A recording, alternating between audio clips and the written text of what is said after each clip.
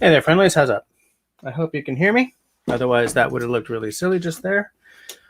Why am I going bippity bap on the drumbly bum? It's because Russell from Raspberry Rock Upgrade Cabin, he did at one point say that I should work in some kind of countdown into the beginning of my lives, so that people who hit late or maybe if there's an advert rolling at the beginning, which now happens whether or not you're monetized, by the way. He says that it's possible for people to be missing the first few things I have to say, so I figure I would fill the air with nonsense for the first 5 or 10 seconds, and that way, hopefully, pearls of utter wisdom are not disappearing into the ether before you guys can hear what I'm talking about. So, I guess I should start with the usual housekeeping. One thing that I always say is if you're watching us time shifted to tomorrow or the next week, thank you very much. I very much appreciate that. It's good to see those numbers there. It's good to see you guys still being interested, even though you can't chat along with everyone in the side chat. I also want to say that if you enjoy what we're doing at any point tonight, feel free to hit that like button. If you really hate what we're doing, the other button works fine too. Also, I do want to say that I will be switching from Patreon to YouTube memberships for those of you who are for those of you who are patrons. I know I don't talk about the Patreon a lot. I feel that for the past little while, it hasn't really been something I've wanted to push, but, as I get videos coming out again, I'm feeling a little bit more comfortable about feeling a bit more comfortable to talk about it. Yikes. Why was that so hard? So let's just see who we got with us here tonight. And I'm going to check that on the YouTube side rather than StreamYard for obvious reasons. Cat Mac, how's it going? Says, happy remnants of Hurricane Nora. Nice gentle rain falling towards sunset. That sounds lovely. I don't like the whole hurricane part, but the gentle rain heading into sunset, that sounds amazing. One day, if I ever get to build my own house or cabin or something, I want a really big covered veranda out the front, so that light rain, light snow, something like that, I'll just sit out there and watch it come down, either a warm or cold drink in my hand, depending on the season. But here I am dreaming in Technicolor, and I can't even afford to replace my broken computer, so that's for another time. Who else is with us? We got Tenenbaum. Always nice to see you. Dennis from Canoe Hound Adventures is with us. Nice to see you as well, Dennis. I think you're starting up your season pretty soon, hey? Mark Pootmans is there. Ian the Web Lord, nice to see you. Longsquest, how's it going? Grace, of course, how are you? Chris Garland is in the house, nice. Foxit. Simon. Yeah, we got a good team in here. Robin's here. How's it going? Robin comes in with Dennis, you're starting next week. Okay. Robin says, now my YouTube algorithm has decided I've gone from Tool ads to Voltaren. Voltaren? Yeah, that's happening to me too. We're at that age, buddy. We're at that age. Simon, comment ça va? Charles W. isn't from the Philippines. How's the weather down there right now? I forgot to get my beer. I'll just stick with it until later when there are a few more people on screen, hopefully, and then I'll just run and sneak off and get one. But oh well.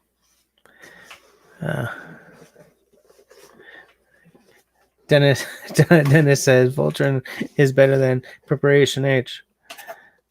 But even better than Voltron would be Voltron. Oh, God, I think I just... Is that worse for being geeky or for being old school? Oh, my God, Robin went exactly where I was going. Charles W. says, in the Philippines, it is hot and humid. I can well imagine that.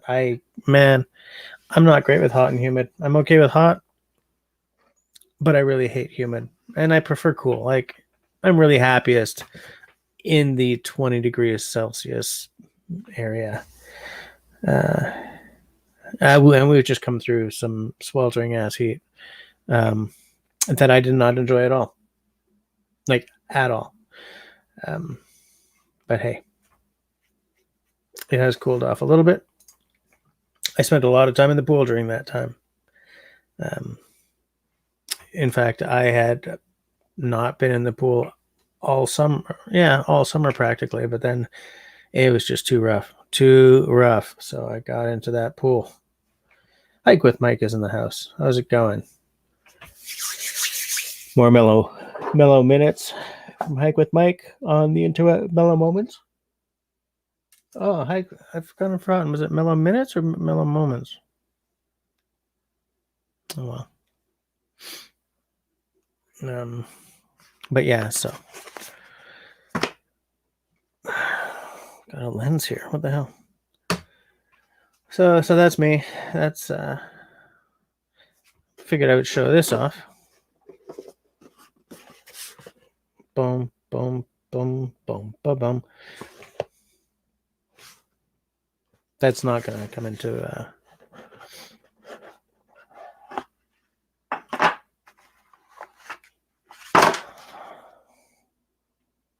dun, dun, dun, dun.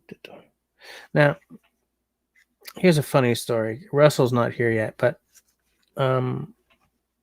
I kind of accidentally ordered this. Russell and I each ordered one. Yeah, we were both like 3 shoots to the wind. It was on one of his live streams, and we were both like, we had a few beverages, and we ordered them. And last time I tried to order a knife from these people, 2.5 weeks later, it still hadn't shipped. So I just canceled. I said, look, I don't expect you guys to be a huge company, but we are in the Amazon world. And 2.5 weeks before it even goes to the shipping dock is unacceptable. So what I did was, the next day I decided that if after a week it hadn't shipped, then I would cancel it. And so the day... Let me just remember. No, a few days before a week, I got a note that it had shipped, which for them I find to be spectacularly fast. Such a weird looking knife, eh? There we go. Now it's in focus. That there is the classic Canadian belt knife. If you're wondering why I was holding it so close to my face, it's to get it into focus because I have changed cameras. I have not bought a new camera. I've just changed cameras for the purposes of this live streaming stuff. Here's a weird thing about this. I'm not sure. Like, I decided, I'm going to get the classic one, the original design, but I don't know if I made a mistake. Like, I don't know if that's wide enough for my belt. Simone, do you have one with the classical belt loop, or do you just have the whatever is the newer style? Because does that look big enough for a belt to you guys? I think I made a tactical error in not ordering a different. I always want the original, right? The old school, but I think I may have made an error this time.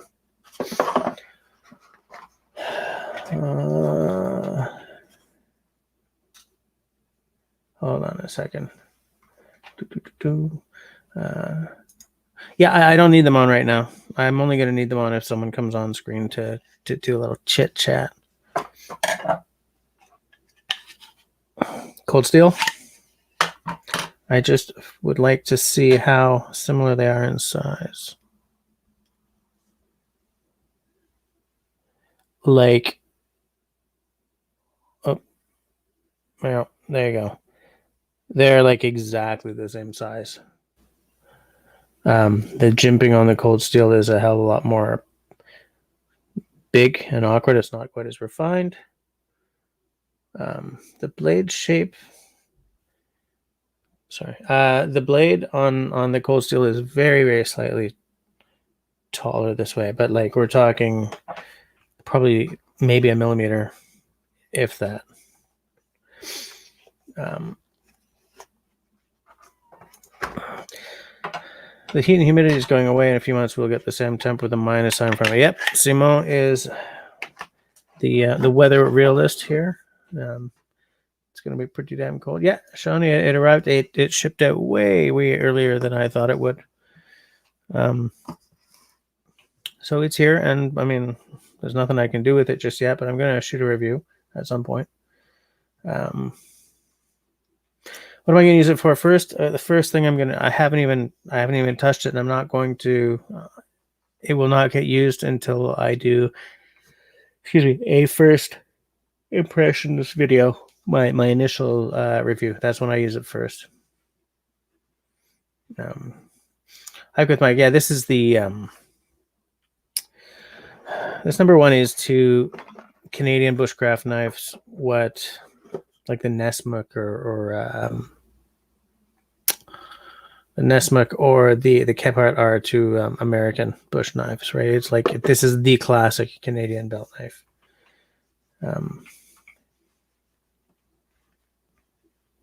Yeah, the jimping, Chris, on the real one, the Groman is a lot nicer than on the cold steel. Yeah, I'm looking forward to getting this into the woods. It's not a very large knife. It's nowhere near the size of like my Woodlore clone or any of those, right? This is a diminutive knife. But I mean, from using the cold steel one, I know that it's a nice handy size, and it's a nice hand, like it's a very comfortable knife, even though it looks really weird. Just want to make sure. Hey, Dennis got a new Mara companion. When did you order that? Why? I thought you already had something like that. Didn't you already have a companion?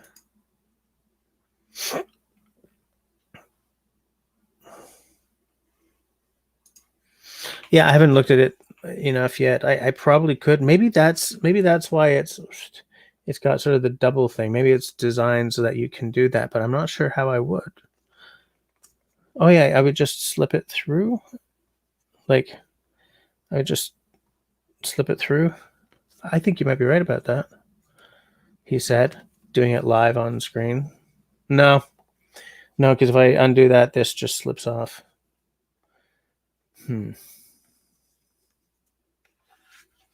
I will figure this out. Well, hold on. If I just pull it a bit more so that there's less of it coming out there.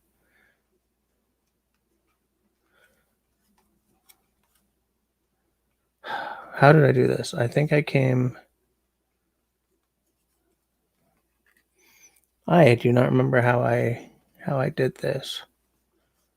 But I'll figure it out later. I'll look it up. Because it does it sort of, you braid them together in some bizarre fashion. I think I remember. It came through, and then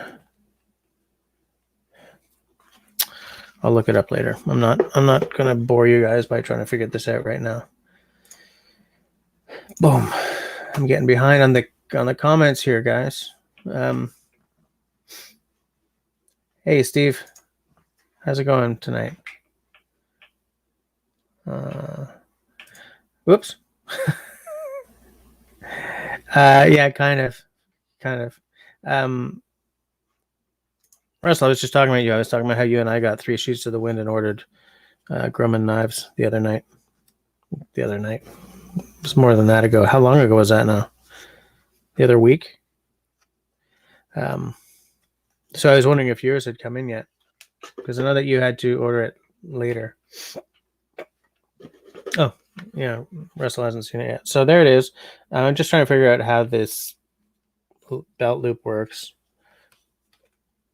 Oh, I think it's pretty nice. It's a very handy size.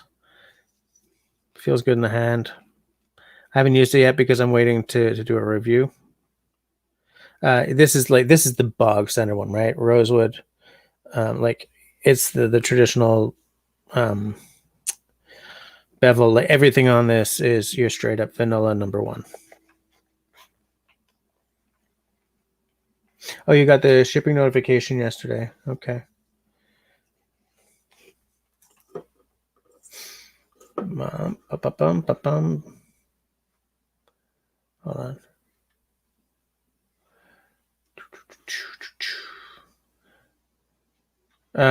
Shawnee says, I need a mom knife. Good for the woods and open the snacks.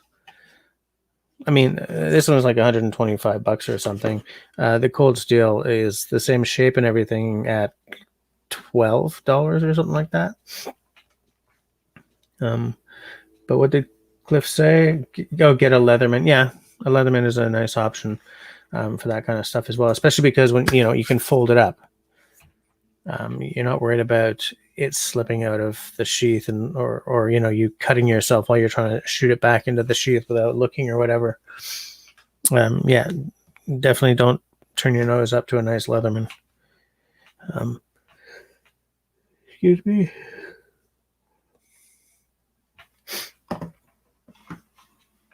Russell, I forgot to get my beer before going live, so I'm gonna have to wait until later when I'm not the only one on screen.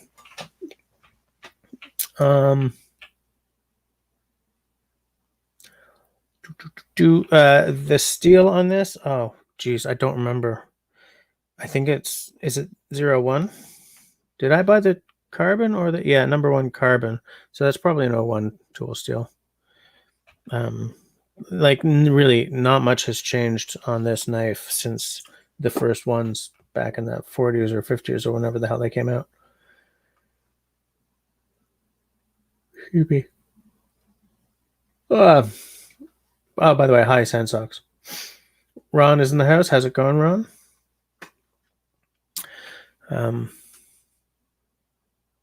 So yeah, Ron, I don't have my beer yet. I see that you've got a cheers emoji going on there, but I'm not yet equipped. I will be soon, but I'm not yet equipped for the cheersing.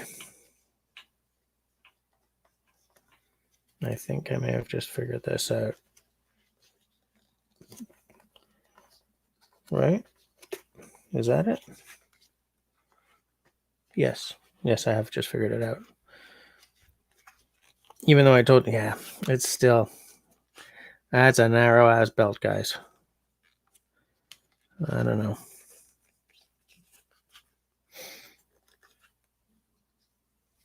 Like, I don't think I have a belt that narrow. But anyways, where were we? Where was we? Mark is reminding everyone to hit that thumbs up. Thank you very much. LT is in the house. How's it going? Stop yawning. Today was the first day of grade 5 for Camille. She was up a lot of last night, all nerves and stuff, which means that I was also up a lot of last night. But yeah, where were we?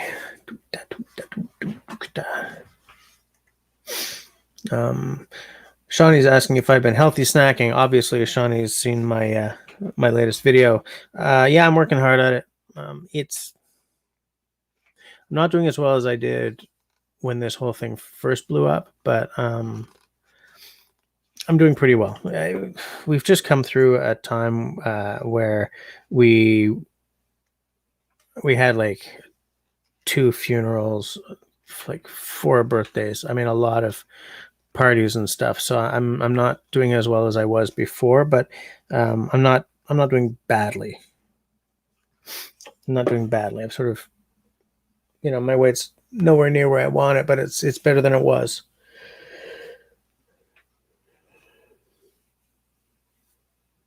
I'm getting some definition back in my legs, though. I'm doing a lot of walking, a lot of biking, running around with the kids, kind of stuff, and using my my exercise bike.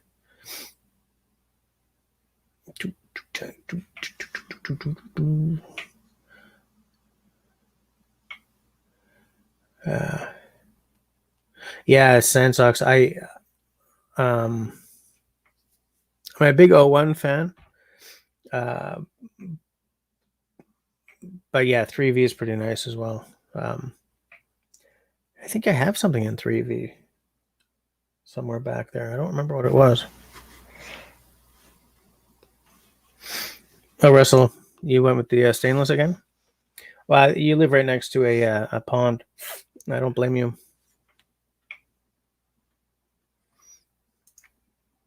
What are you talking about, Cliff? I'm not going to do jumping jacks live. I might go through the floor.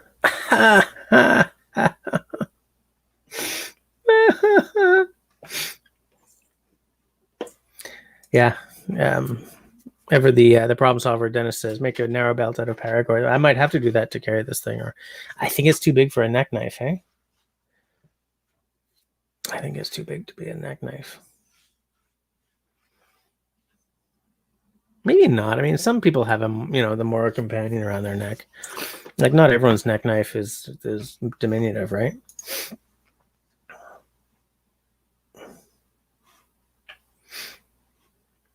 Mark thinks a 1 3/4 inch belt will work just fine. I guess we'll find out soon.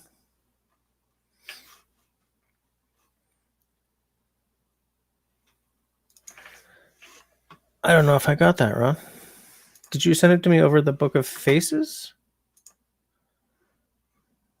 I'm just taking a look here. Or did you send it to me over Instagram? Just let me check that. Let me check that.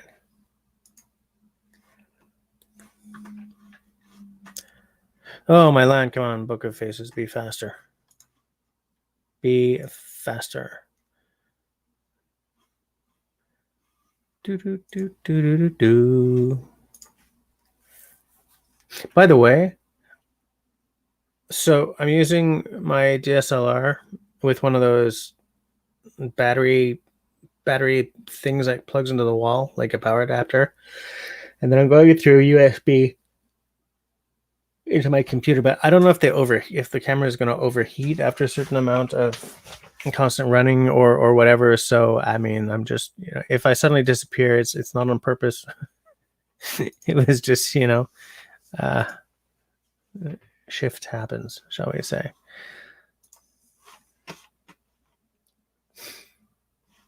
Whoops. Oh yeah. So City Girl is with Russell tonight. LT, I forgot to bring a drink. I forgot to bring a drink, so I'm gonna go and get one a little later. Serge in the house. I have not yet poured a beer, Serge, but I'm glad to know that you're here, because it guarantees that I'm going to mess up the pour. It's a lot of people saying, holy crap, look who's in the house. Ethan, where you been, man? Where you been? Good to see your name show up in my side chat. In fact, Ethan, am I connected to you on the Book of Faces? Let me just check something here. Oh, I'm having some weird computer issues tonight, guys. It's driving me nuts. Like, not here, but on like the Facebooks and stuff. But, that's just part of the game, am I right? Just part of the game. Some nights, everything just goes to hell.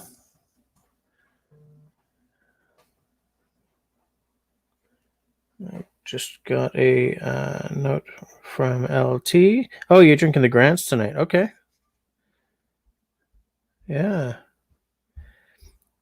That's an old-time blend.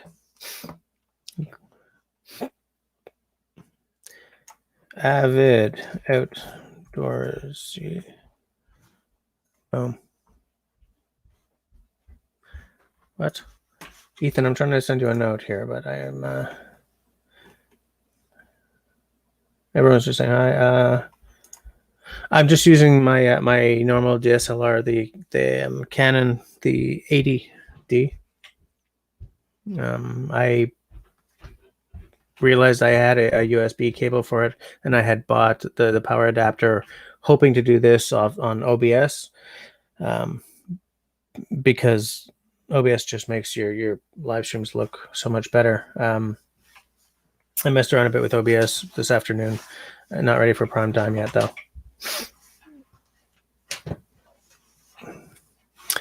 Yeah, Russell, I'm avid outdoorsy guy. Following on Instagram. Okay.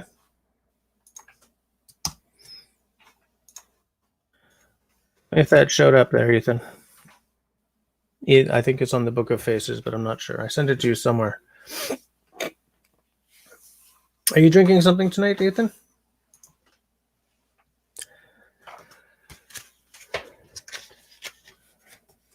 I don't know if Russell's drinking beer or not tonight. It's I'm optimistic that he's got a drink on the go. I have a bunch of Ontario beer in my fridge.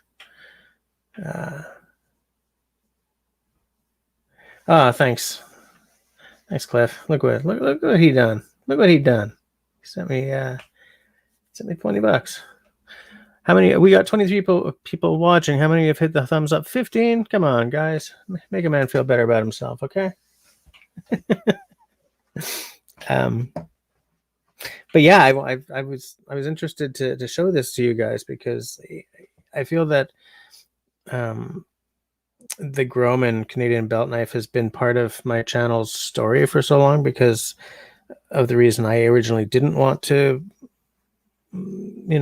give them my money and all that stuff. But I realized that there's value in doing a review of one for my channel. And like a live and like a long-term review and stuff because of the Canadiana aspect of my channel. I just made it a little bit longer. And the fact that I've been using the I remember I told you guys when I reviewed this one, it's like I bought that so that I could see if I liked the ergonomics and everything at $12 rather than $100 plus,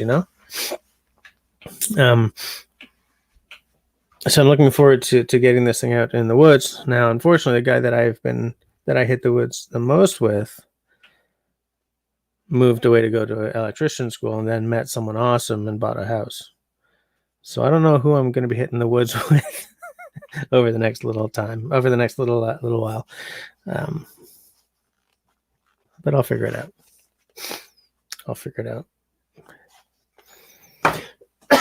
Excuse me. I finally took a hike with my girls this past weekend. First hike of the season, which I find shocking. Hey, Nate's here. Nate, your Instagram makes me hate my life right now. Some great stuff on your Instagram. What? No, I wouldn't be targeting you, Sash. Not at all. I wonder, is Ethan on Signal? Ethan, are you one of the guys I contact over Signal? No, eh?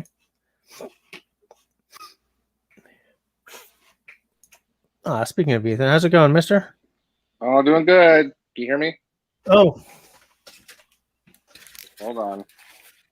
There we go. Where are you? Mm-hmm. Yeah, I wasn't wearing my... Yeah, you're good. Yep, Where are you? I am at work. At like 9:30 on a Tuesday night? I work second shift, so it's not a great time. Okay. All right. Hopefully, I just accepted a new position at a different company, and if everything works out, hopefully I will be starting there within the next couple of weeks. And it's third shift, no weekends, so I can finally get back to filming videos. Nice. So yes. What's third shift then? What time is that? Is that like the midnight shift? Third shift is 10:30 to 7 for this company. It just kind of depends. Usually it's like 11 to 7, somewhere around there. All right. Ethan, you'll be glad to know that we got Dennis in the green room waiting to come on. So Dennis. Hey, Ethan, how you doing, buddy? Hi. I haven't seen you in like forever, man. I know, it's been a minute. Yeah. How you doing, Jess? I'm all right. I'm still kicking. Yeah. As well as could be. Yeah, still kicking. I was concerned when you posted that video, like, oh no. No, Ethan, man. Trust me, I got a lot of work to do, but I'm still kicking. Okay, good. I got a lot of work to do, and I got to deal with a doctor and a dietitian, long term. But yeah, and I'm working on continuing to kick. Continuing to kick. Yeah. Good. You getting out at all there, Ethan? Not at all. Nothing. That hurts. It's awful. That's why I want to leave this company so bad. I have to get out of here. Yeah. I need my weekends. There's so many mandatory weekends and so much overtime here that I have to do that I have had zero time for videos or camping, anything at all. And it's killing me. My mental health has just been Yeah, mine too. I have long-term viewers of the channel will know that whenever I mention my big black dog, what I'm talking about is the soul-crushing depression. Mm-hmm. And that dog hanging with me right now. Absolutely. Right on my shoulders. Oh, yeah. Serge just got a chainsaw. Nice. I am dying to buy a chainsaw. I got a bunch of logs to get through. Let's see if I can fix my headphones. Oh, hey, wanted to show you the new knife. So you mentioned the Mora Companion as a neck knife. I wear mine as a neck knife. Right? Huh. Is that a paracord lanyard? Yeah. Our sound just went goofy. No, that's Ethan's system. He's trying. Oh, okay. But this is this one here is the carbon steel. Yep. And I had another one there that I gave to my daughter, so I had to replace that one, right? Of course. And I got the stainless, and that come in today. Okay. So still fits in the sheet nice and tight too. Yeah, there's a real magic to the brand new ones, eh? Yeah. I've got the companion. What the hell's it? The M HD. Oh, the expensive one. Yeah. I guess it's not a hugely expensive. It's just it's a little more. It's got a thicker blade or some damn thing. Yeah. But yeah, it's a good blade shape. It's nice. The handles on it are good. Yeah, I like it. I see we got Mallory in the chat over there, and I see Nate Muskoka popped in too. Yeah, I saw Nate. I haven't seen Mallory yet. Oh, there she is. Mallory. Kicking back in the side chat. Mallory now, she's a married girl, right? No, I've always been respectful. I don't have to worry. It's not like I'm Russell begging her to put bangs on or something. Yeah.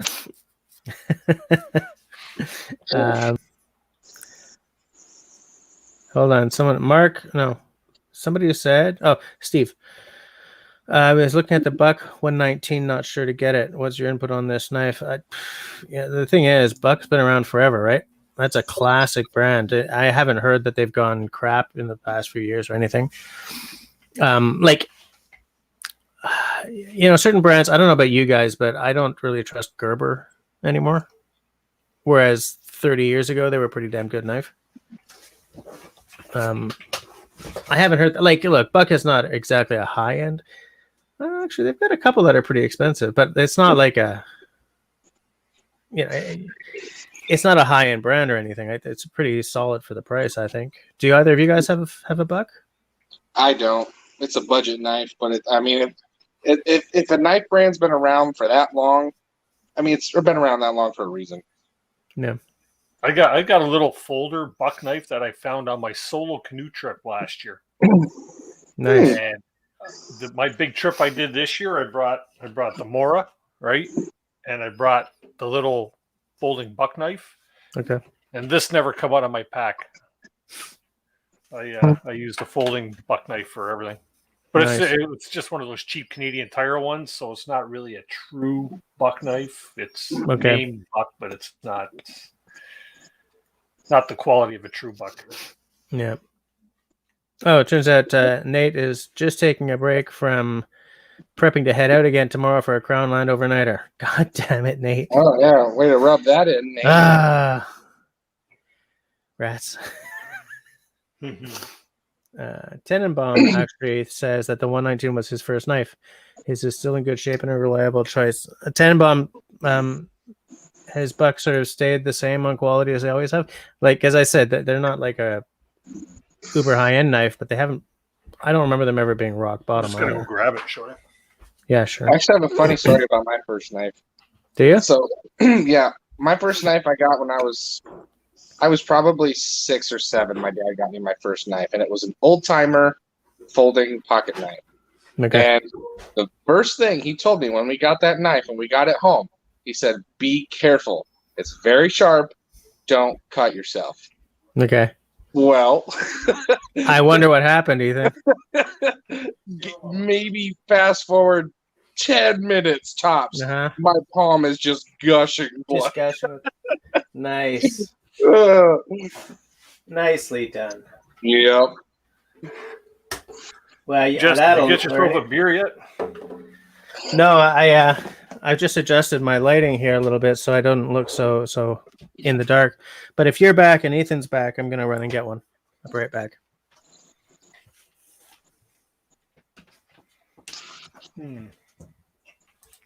Oh, I can't wait to go camping. No, I should wait. Yeah, this is the little buck knife that I found on a camping trip, right?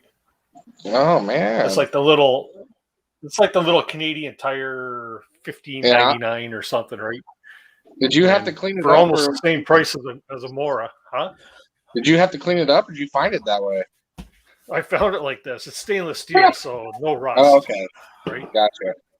But I get to the campsite, and it's like it was sitting on the shore. It looked like somebody had been whittling with it, right? But that's Jess. Yeah. Yeah. Little buck I found, right? Nice. But I seen them like I say, Canadian Tire. They're like $12.99 on sale or something. So a little cheapy. Right. But I also picked up a nice diamond sharpening stone. Sweet. That's really nice, and it's putting a fine edge on everything I have. So I got all excited because the border opened up. They finally opened up the border for vaccinated people. I'm like, oh yeah, I might get a fall canoe trip in this year. Yeah. And now it's closed again. It was open for like 5 minutes, so that was cool. Is it closed again? Yeah, the United States. I heard States it was closed again. Oh yeah, the U.S. has closed. Yeah. Yeah. Well, they got to look like they're doing something for once, right? So. Yeah, for once. We don't have to get into that. No. Spring ISO trip. Yeah. Check me out, Sash. Dan hit me up about a spring ice out trip. Like, I don't know, a month ago. He's like, "Hey, we want to go on a spring ice out trip? You, me, and Dennis." And I got this route all planned out, and I'm like, "Dude, it's like July. I don't know about a spring ice out trip right now. What are you talking about, man? I don't know what I'm gonna." What the plan is, eh? The plan is the same trip we were supposed to do last year. Yeah, definitely. I think he was talking about wanting to do the Nipissing or something like that. I'm like, yeah, sure, all right. Why does it have to be Algonquin? I don't know. I don't know. Maybe take you guys to a lot of Crown Land places that would be equally nice trips, and you don't have to pay for it. Yeah, I'm good with whatever. Yeah, man. Actually, technically, I'm supposed to get a permit to camp in Crown Land. Yeah, that's true. Yeah, because you're. I'm not doing that. But you know what? Nobody's gonna. I'm not doing that. Nobody's gonna catch you out there. No. You guys are gonna meet up wherever it is you're planning to meet up, and then I'll just pop out of a bush with a scrappy ass canoe on my back. Hey, what's up, guys? Where the hell did you come from? Where are we going? Be welcome. Where are we going? Yeah. Nate says, "Amen, Dennis." Yeah. Yeah, they haven't got enough manpower back there to police Americans in the backcountry. So yeah. Mm-hmm. Damn Americans. Yeah, we'll just leave your car parked somewhere else. That's all. Jump in my truck and in we go. Just paddle over from Minnesota. That's what Nate said. Yeah. Actually, that is going to be a plan, I think, next year with a big trip. Yeah. Yep, I'm going to meet up with a certain somebody. Not going to say who. For fear of incriminating anyone. No. I know who he's talking about. And then there'll be a certain friend of his that is also American that I will be paddling up there with to meet up with said person. Kyle? Yeah. Well, we won't mention the other name. No. The other one shall go nameless. Yeah. He who shall not be named. So here's what I got. I haven't talked to Kyle about that yet. I need to. But I figure I'll wait till winter and once the border opens up and all that stuff. Right. So here's my beer for the night. This is Waterloo Dark. Oh, Waterloo Dark, yeah. From Ontario's first craft brewer. It's a premium beer made with 4 simple ingredients. But where is it? Waterloo Brewing in Kitchener, Ontario. Now, if you're going to call yourself Waterloo Brewing, but Kitchener's not part of Waterloo, right? It's not. Yeah, well, Kitchener Waterloo is it's two. Oh, are they amalgamated? That are connected, yeah. Okay. All right. I picked that up. I gotta go, guys. I gotta get back to work, and my phone is about to die. So. All right. Well, it was nice to see your face again, Ethan. Yep. Nice to see you, brother. I'll text you. All right, man. Sounds good. All right. Good seeing you. Ciao. Bye. Yeah. He's a good dude. Yeah, I like that guy a lot. We kind of felt ripped off last year when we were supposed to do our ISO trip, right? And it didn't happen, right? So like when you're doing an ice out trip, that's pretty early in the season, obviously, right? Yeah, well, they call it ISO because it's like when the ice first breaks and clears off the lakes, so they call it ISO. Okay, but it's really just your first trip of the year, just after the ice melts, right? Right. Yeah. Oh, that sounds amazing. It's probably like at night it's still cold enough that you kind of need a fire, I guess. Yeah, it could get cold enough. My ISO trip 2 years ago in Algonquin was quite literally they opened the park late because the ice was really late coming off the lakes. Okay. Did I say that right? The ice was late coming off the lakes, yes. And yes. They opened the park like 4 weeks or 5 weeks late. And wow, that is late. Weekend that it finally broke, I went up there, and at nighttime, in the morning when I would wake up, my Nalgene had ice in it. Like I had a crust of ice on the top, right? So the nights did get pretty darn cool. Yeah. I love it when it's cold at night and sort of warmish during the day. I just love it. I mean, I love it more when there's a wood burning oven or a wood burning stove or something. If I'm just rolled into a sleeping bag under a log, probably wouldn't like it as much, or like just under a tarp or something. But I love that feeling of getting all warm and snuggled up in a sleeping bag, a little cold on the nose there. Yeah. It's my favorite part of the year, man. I love the transition seasons. I like spring. I like fall. Summer's nice and winter's nice, but there's a magic in the air in fall that just isn't there in the dead of winter or the dog days of summer, whatever the hell that means. Yeah.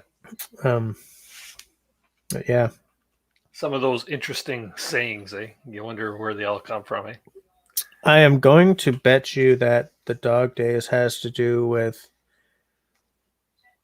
a constellation, because isn't it like a Canis something that's up in the sky during the hottest part of the summer? Am I remembering this right? I haven't used my telescope in 10 years, so this is all. Yeah. Okay.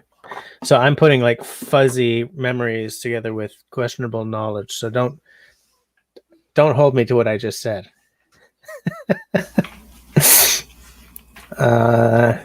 Hold on a second. I think Mallory says she's going to come hang with us for a while. That's a plan, Mal. Mark says, when you sleep out at -40, your voice goes crazy low in the morning. Really? Huh. So that's what I need to do. I need to sleep out at -40 every day, so that when I wake up, Love is in the air. You sound like Barry Every time I look around. Dun, dun, dun, dun. What's Nate saying here? I'm really fortunate enough to be heading to a camp north of Blind River on Lake surrounded by non-op park and Crownland for 2 weeks next Tuesday. Gonna take every knife and axe I own. You must have some really crazy stuff. I want to walk into Nate's store and buy something one day. That's what I want to do. I've been there, done that. It's not as hyped up as it. Yeah. But it's not because I think that the store is like a mecca or anything. It's just I think it would be really cool to finally meet someone I know on YouTube, like in person. Oh, well, except for Tenenbaum. Chances are you'll run into Martin as well because I think Martin's a regular fixture. I think they use him as a fashion model in Algonquin Outfitters. Nice choice. Yeah. Is that the case, Nate? Just waiting for. Sounds like a fun name. My voice would sound like Lurch. How do I take that? You rang. Kat says yes, I am right. Okay. Yes, Canis Major. That's what I was thinking. Yeah. What? You don't have too many? But you work. You work in the retailer. You're supposed to have many, many, many. Because you're supposed to be testing them, so you know when someone says, I don't know which more is best. Which one do you like best? Oh, Sean hey, and Nate. Jim. Oh, I was just going to say to Nate, you're probably going to hear from Sean or from Jim not too far down the road. He's going to be on the show on the 28th, him and Ted. So knowing him, he'll probably need some internet service. Heck, I might even pop down. I need internet service because mine is still sucking. Who are you with? Are you on SAP? No, you're in a fairly built up area, right? You should have. Well, it's we use a service called CarryTel, and it's provided through Cogeco. Oh yeah, cable. okay, yeah. But I don't think it's CarryTel is the problem. I think Cogeco is the problem. And right now, I'm shopping for some new internet, but Bell doesn't service our area with anything good. I think their best upload rate is under 1 megabit per second. Dude, it doesn't matter. I was with Bell for 15 years. They maybe longer. They dicked up so bad on our billings for so long that before we quit them, we ended up with 11 months of free service because that's how much we were being overcharged. Turned out that our modem and someone else's modem had the same ID in their system, so we were being billed for both. No kidding. Wow. And I had to work through T1, T2 to like whatever is the darkest reaches of customer service in order to get this fixed. Because I was like, look at the numbers. How many movies a day would I have to watch to be using this much? It's like, a lot. I said, yeah, a lot. So it took forever, but we're a non-Bell household. I mean, around here they have some very, very shiny stuff, but it's just not going to happen. Well, right now I'm looking at Cogeco's highest, what do they call it? The Giga plan or something like that. So it's like it's their highest plan, 30 megabits upload. Right. But I still think they're part of the core problem. I think I got bad lines coming to the house, and they don't want to do nothing about it. So, yeah, and that's very true. What other choices do you have, right? Or do we have? Like, there's not an awful lot because everything either comes through Bell lines or cable lines. Yep.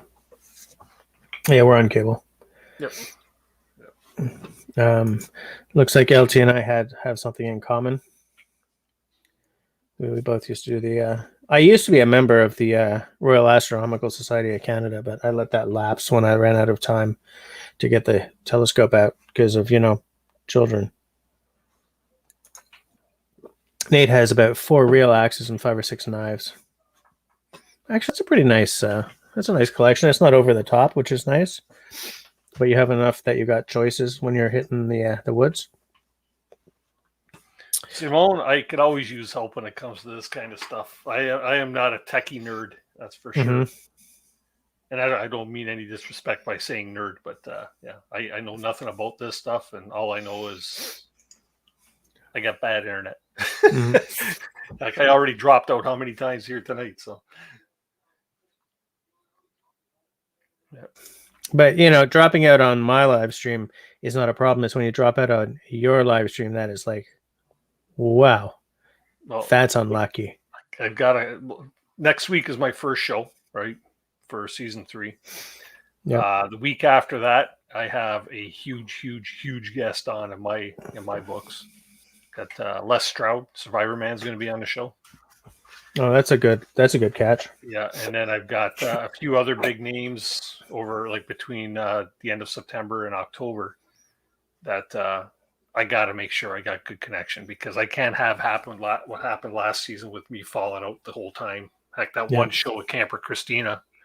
Good thing she knows how to talk. She knows how to do it, man. Absolutely. Yeah.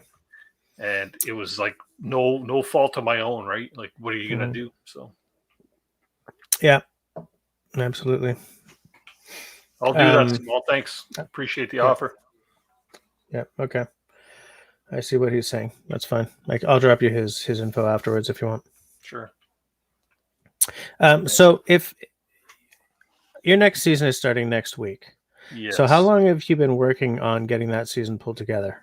Do you start pulling the next one together right after the previous season's over? I took after my last episode, I took quite literally a full month off, with the exception of a couple phone calls and emails and stuff with people I've been trying to get on the show. But I've been really pushing hard the last month, and I've got I think I've only got one date left to book till the end of October. So.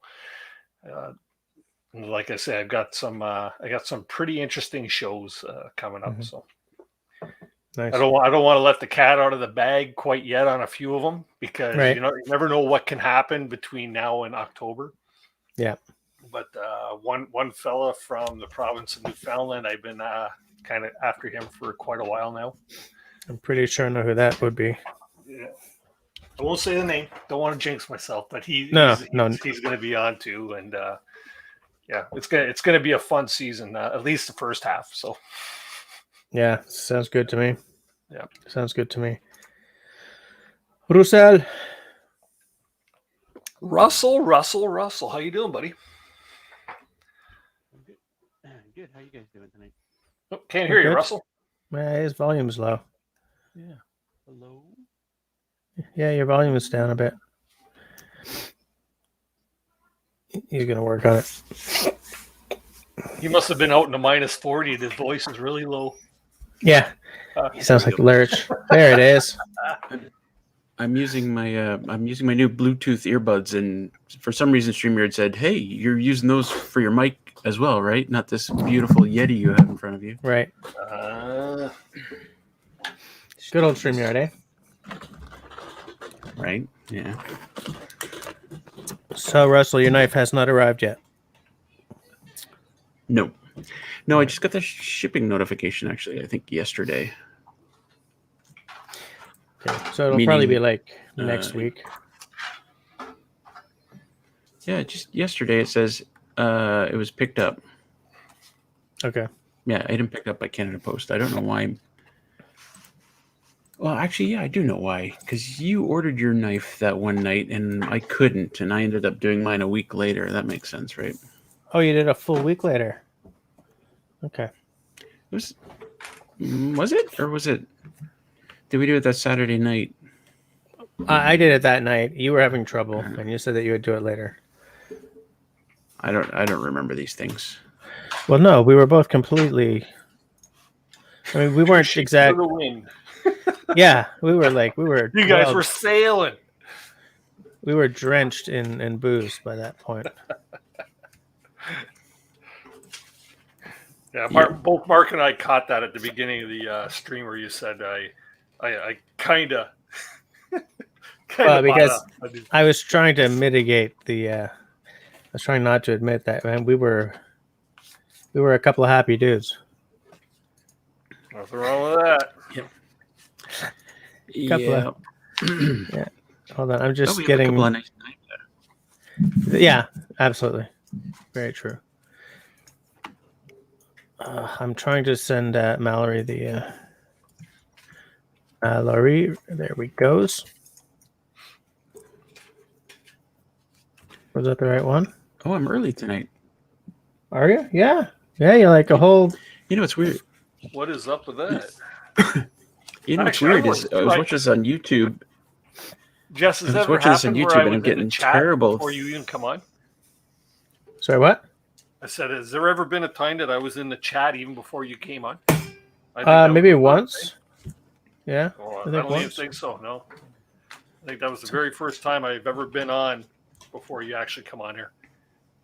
Yeah, you're probably right. Actually, Yeah. Sorry, not intentionally, but no, that's fine. It's fine. It's all good. Ooh, Shawnee just asked when my bow is coming home. Hopefully this week, Shawnee. Are you waiting on a bow? Yeah, I bought one. Nice. Bought a compound bow. I wasn't able to bring it home because they had to set it up and tune it and sight it in Okay. and stuff. where'd you pick that up? The subway? So Subway. No. No, there's a place just south of Peterborough. Actually, a pretty cool place. Unfortunately, it's still an hour and a half from here. I'm headed to Ottawa in a couple weeks. My niece is having her engagement party, and my whole family is part of the wedding party. Wonder if I'll let you know when it is, Russell. Maybe we can meet for a sub. Pull on through. That's about a 2-hour drive from here. What? The subway? No, Ottawa. No. I'll be driving to Ottawa and then coming when I'm coming back or something. I can always hook up and meet up. Oh, yeah, okay.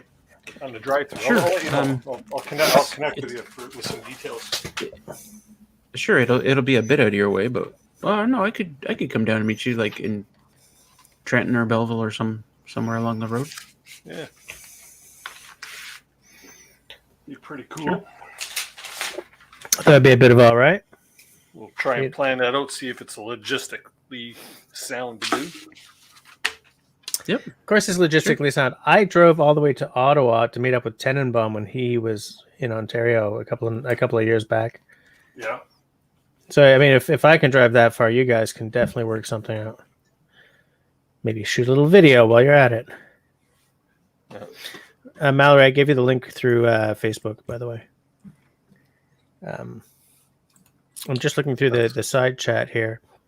Actually, I drove by Huntsville on Friday, coming home from our boat camping trip, and I was going to stop at Algonquin Outfitters, but I didn't know if they closed around 5 o'clock or what. So it would have been nice to pop in there. Who the hell closes at 5 o'clock? Nate says, still figuring out what axe to take for what he's up to. Just know it's a slippery slope owning many, many axes. Dude, you just bring a small forest axe. I mean, I have some nice axes, but the small forest axe is the one that gets salty. Actually, since I got that council tool, the what the hell is it called? The Camp Carver. That'll give the Grandspheres a run for its money. But I mean, I just grab one of those because they're not too big for anything, and they're not too small for anything. So I'm just telling you what to do here, Nate. I'm just telling you what to do. I'm mansplaining, or whatever the bloody term is that they use. Sandsox has a Wetterlings, and he would also get a small forest axe. Yeah, they're a lot more expensive than they were when I bought mine, though. I cannot believe what those Grandspheres magic tools cost these days. It's nuts. It's absolutely Let me nuts. ask you, Jess. Is an ultra expensive axe like that really any better than, say, for instance, a cheaper axe like Canadian Tire? Yeah, it'll be a hell of a lot better than your Canadian Tire special. I've used a lot of your Canadian Tire specials. I think that once you go over a certain price point, the benefits become a little more nebulous. Like I've shown you guys the two bases I have, right? One is a $1,200 Fender meat and potatoes base, and the other is a $5,000 Sadowski custom job. Is the Sadowski that much better than the Fender? Hell no. But what happens when you get into really high priced or higher priced, let's face it, because whatevs. At that point, you're starting to look for things that give you the fizz, right? You're looking for quality, sure, but quality isn't necessarily the difference between like an $80 axe and a $200 axe, right? Quality is the difference between an $80 axe and maybe $110 or a $90 axe. But what you get with much higher is, I know this axe was made by one person. To a guy like me, that is gold, right? Because I so dislike massive corporations that the smaller the team is that creates the knife, the axe, the bass guitar, the more I like it. And sometimes those benefits are pretty wishy-washy, right? Knowing that my bass was put together by one guy rather than an assembly line is great and all, but you can't always hear that difference, right? And in an axe, I mean, on getting a Gransfors that has the Smith's initials on it, it's great in terms of giving you the fizz. But at the end of the day, an axe is a metal wedge on a stick, right? If it's got a hickory handle and it doesn't have a knot halfway up the handle, and you're okay with sharpening maybe a softer steel or going in when the steel's too hard and chips, like if you know how to take care of your axe, you can get by pretty freaking well with some budget gear. But I like being excited by my tools. Mm-hmm. Like I like it when they give me the fizz, as James May says. And I think Wrangler Star says that as well. Hey. Mallory. Hello, Mallory. How are you? We're good. Yeah. It's been a while. I haven't been here in a while. Yeah, that's true. Yeah. Well, you were around 2 weeks ago when I was on. Oh, maybe 2 weeks ago, something like that. Yeah. I've been crazy harvesting, so. Yeah. I mean, kids are into school, and oh my gosh, so much tell me stuff that's a going box on. of wine. It's a box of apple juice. Living large tonight, there, Mel. I know. I'm so drained that I just cannot drink one tonight because I'll just fall asleep on screen.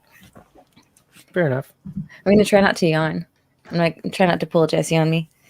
I was gonna say I've already yawned like 3 times tonight, so don't feel like you can't. Sandsox uses his weatherlings to make firewood and carry it out of the woods. The steel holds the edge better. I bet productivity, and I'm cheap. I'd buy the Gransfors in 30 seconds. Yeah, I have some weatherlings as well, and I think it was a terrific brand. Absolutely. If you can get one secondhand, snap it up. Snap it up. I think my best axe is a Hultafors, which I bought off of Amazon. And I keep it in my ATV. It's a really nice axe. Yeah, that's another good brand. I've got a Hultafors that I picked up from an auction, and I refinished it, and it turned out quite nice. It's not a high-end one, but it has a stamp on it anyway. So. Yeah, Hultafors or Hultbrucks or whatever. They've got like an affordable line and a. Yeah, well, this one here had you could tell that the bit was painted blue, so that's a. Oh, it's an old one. Yeah, it was an old one. I believe, I don't know, either it's really old or it's one of them ones that doesn't I assume they painted the cheaper ones, right? Well, it's not that simple. Here's what happened. At one point, Swedish axes were exactly the same as American axes, right? A guy with a hammer, would shape the head, and then another guy would come along and grind the whole thing so that it was smooth. Mm-hmm. Like when you buy a council tool or whatever. And then Gransfors stopped that grinding, except at the very edge, which is why the Gransfors are all sort of, you can see the hammer strokes. Yeah. And then suddenly everyone was doing that, right? Because what happened was when Grounds first stopped doing that, they made a bunch of changes. Like when what's his name, Danby bought the place, made a bunch of changes. They were no longer grinding it all the way. They were no longer painting the heads, and the way people were being paid changed. Because it used to be that the smith would be paid by the head, but the guy grinding them took longer. I don't quite remember, but I remember I was watching not a TED talk, but another one of those things by Gabriel Branby, who owned Gransfors and Wetterlings, and he was explaining why they made those changes, and they could build their axes out faster with way fewer toxins going into the surrounding area because they weren't grinding so much. They were just grinding the edge. Mm-hmm. This meant, that the guy pounding with the hammers had to do a better job. But I mean, at the end of the day, and so that's why, like, all the more recent Swedish axes, like the past 20 or 30 years, they're all sort of that more rough look. It's all because of what Gransfors did. And then everyone in Scandinavia followed suit, and it became, and then suddenly everyone was putting that little booklet on the end of their axe too, right? Gransfors started with that as well, because that way you're not only giving product, you're also giving knowledge. You're giving the story of the axe, right? Especially Gransfors is magical at this, right? Oh, my axe has an LP on the head, so it's made by Lars Pedersen or whatever his name is. Like it. As soon as you can start adding story to your item, it's suddenly, that's a $150 axe instead of an $80 axe, because you feel like you know more about the company when you're buying it. You feel you know more about the design. Like, I am such a sucker for that stuff, right? Because if you can tell me the background to something, then I will use that information when I'm doing a review, or like I'm boring 21 people online right now. This is why I have no fun at parties, right? Yeah, because Gransfors, they stopped grinding. And no, come back. It's about to get good. That's okay, but this is our language. This is what we all talk about. Yeah, it's true. But that's why I'm saying, like, if you have one of the ones that's like smooth and it used to be painted blue, that's a historical one. Let me see if I can find it. I'll be right back. Cool. I hardly handle an axe. Yeah, I never. Hardly ever. I mean, sometimes, maybe like 2 or 3 times a year, but that's it. But I only have like box store brand, really generic axes, like Canadian Tire, Garand, and Friskas. Yeah. It's funny because those Garand used to be like old Garand. It's one of those brands that used to be quite good, but it's all Chinesium now, right? Oh, I think Garand is built here though. See the mark on it there? Yeah, that's an old one. Nice axe. I love that age. Yeah. And I didn't put a new handle on it, but I did whip it, right? Yeah. And the reason why I did that is because the handle's all dried out and it's got like stress cracks. So I see. It's more of a looker. Mm-hmm. Oh, it's a looker, all right. Nice. Save queen. Yeah. I like it. Or I should say, put it on your wall. Yeah. Mm-hmm. Yeah. And I'm not quite sure. What's the numbers on the back? Would that be the weight? Yep. It's 200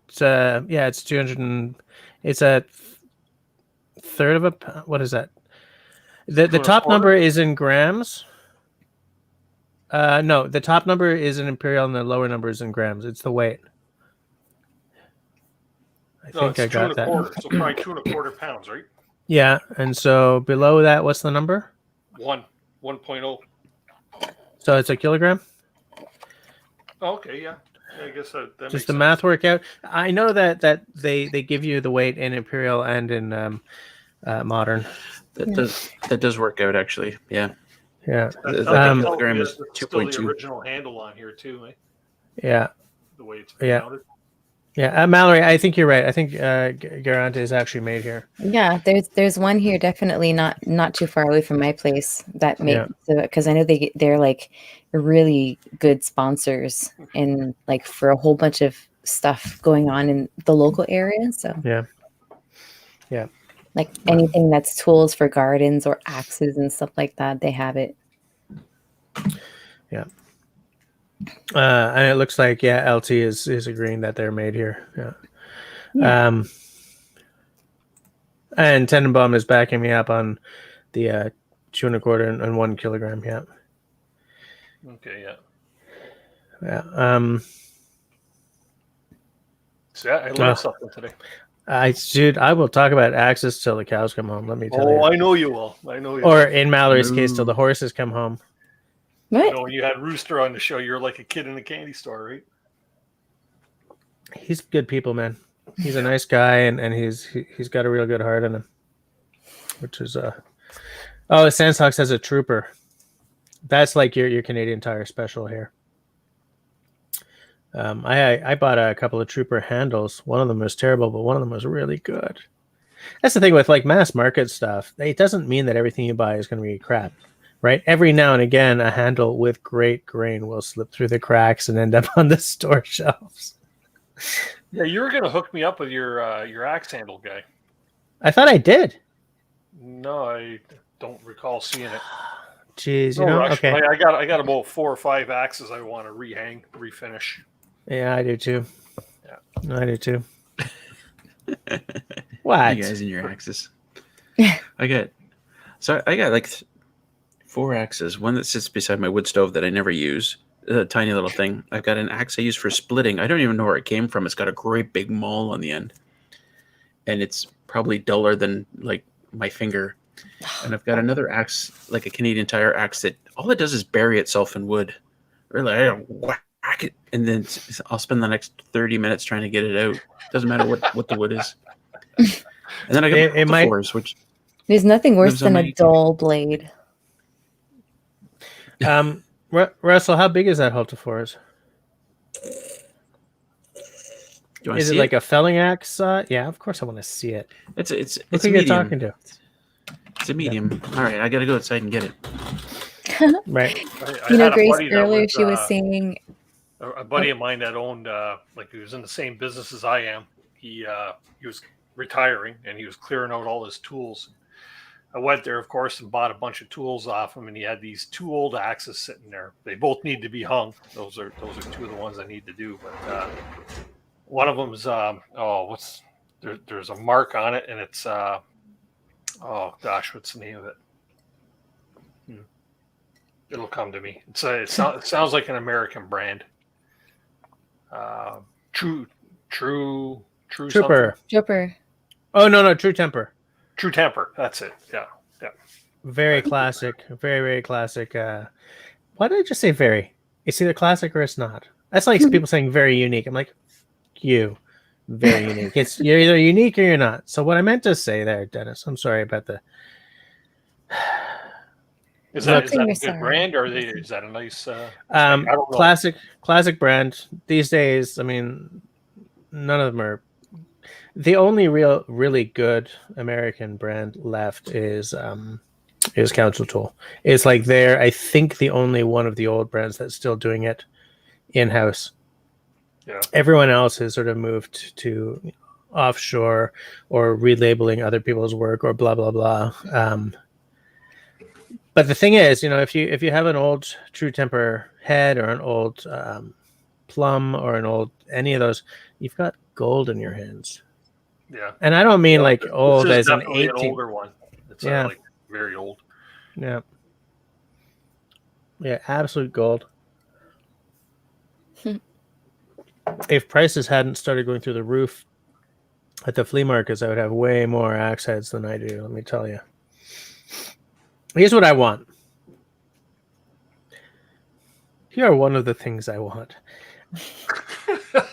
Rephrase that.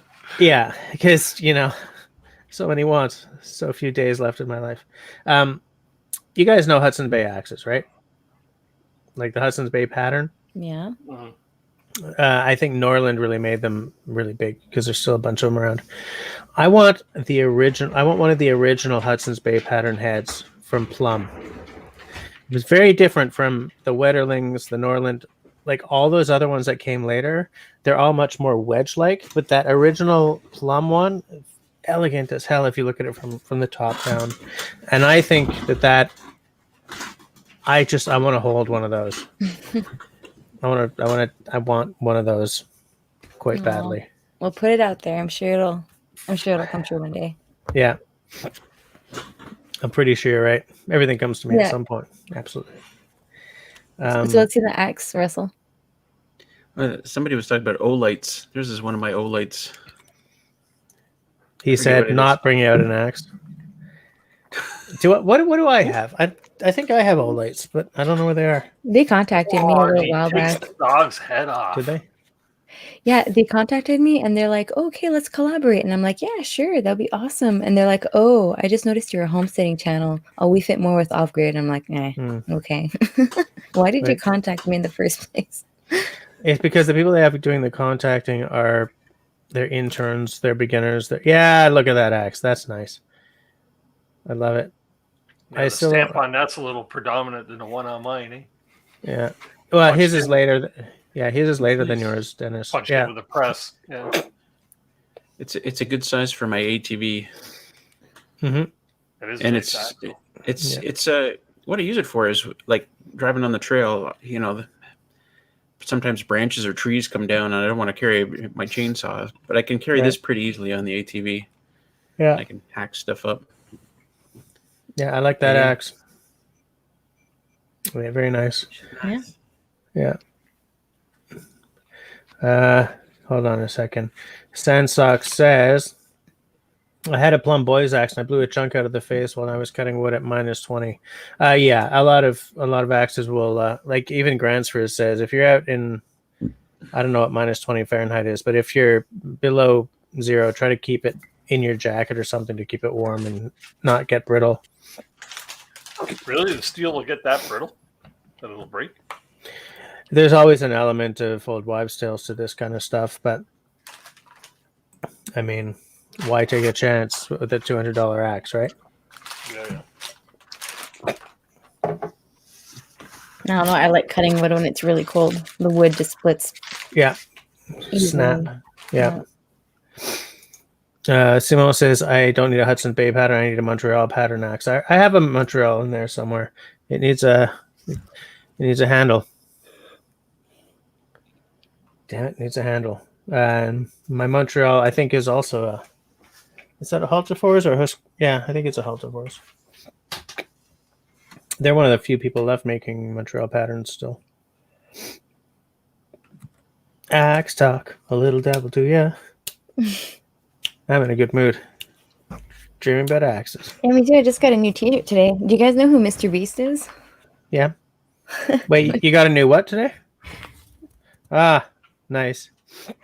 So why? There was this thing going on, and I was like, I couldn't resist it. He put up a big ad saying, okay, if you buy this shirt, then you're going to be an executive producer for my next video. So we're going to so my name's going to be in the credits. Oh. Nice. I have seen that, and there's like 1,000 names already. I know. So I was like, yeah, I'll do it. I love what he does. And I'm going to ride my skidder, whose name is Mr. Beast. And I'm going to drive it for the first time somewhere in the next few months when my kids aren't going to be at home. And I'm going to wear my shirt. Sounds like a plan. Yep. Cat Mac. So what cologne is everyone wearing? Could it be Axe? Oh, God. Cat's funny. Did Cat come in from Russell's channel? I'm curious. I believe so, yeah. Yeah. Yeah, I think people so. here are from my stuff. Yeah, there's a lot of names here that are from Russell. Yeah. I mean, earlier anyway. Russell knows people. Yeah. I mean, my content is so goddamn good that they're just, they're just hanging for the quality. Right? Hey, Since I've got Mallory here, when are you doing your story, Mel? Oh man, Russell, don't wait on it. I'm freaking tired. I'm trying not to burn out again this year. So It's not that I'm like desperate for it, but I mean, we should carry on the momentum I know. somehow. I know we should. But like with all my wedding editing photos and then trying to get back to, both my channels, it's just I'm trying to get the ball rolling again, and that's like my priority right now. And then harvesting. So it's just taking up so much time. I'm a busy woman. Yeah. Yeah, I know. You can't take the 10 minutes it would take to film it. Russell, I don't know how you could get a story like yours in 10 minutes. Like I already have 2 hours in and I'm like halfway and it's just like a sketch like of a story and like a rough idea of halfway through and I'm like, okay, I need to fill in the blanks. Like it takes me so much longer than you. Well, it took me a while, but Yeah. anyway, Jess, there's an opening here. Is there an opening? Is there an opening Yep. for me to jump in and write up something? But I'm still working Yeah. on it and it's still there, I don't- so I don't know what Sean's doing, and Mallory's going to be next year at this rate. So Well, we're not that far from next year at this point. Oh, hey, how is that for getting stressed all of a sudden, eh? right? Yeah, what do we got? 3 months till Christmas. 3 months till Yeah, Christmas. My firewood's not even in yet. I need to get all my firewood in and We're only 5 Oh my months from God. tax season. jeez. Wait. Carry the one. Yeah, jeez. I'm too tired to carry the one these days. I could do like a Have you- really boring story. Like a really easy, boring story. I like easy. Mine wasn't that like difficult or technical. It No? doesn't really matter. I think the story itself is less important than what the hell happens to it when everyone starts to Yeah. So like do you could damage. Yeah. you could like sort of like go with the idea of like a really crappy story and then like have the second person be like, okay. Uh, And then you see what happens at the end and that would be tell me the hilarious. story's better. Oh my god. Yeah. Yeah. Well, see, Jess actually knows how to put a story together, so I'm an like, expert. I'm expecting big things. Yeah, Did you say Ben was expert? getting into it and he was helping me out with it and we were feeding off of each other and it was really getting good. It's still good, so I think Jess said he was an expert. An expert. Oh, land sakes. Just to bring the conversation full circle. I That's work 2 circles. I work with a guy who is like dad joke central. And it's dangerous being around that guy because he says stuff like Russell just said all the time. So my camera went down the stairs today, and I took the lens cap off and saw an utter desolation. Fortunately, of just the UV filter, not the lens itself. And so I put that picture on the Book of Faces. Hold on. Let me see if I can share that with you guys because, why not share my pain? Am I right? Am I right? I'm not right?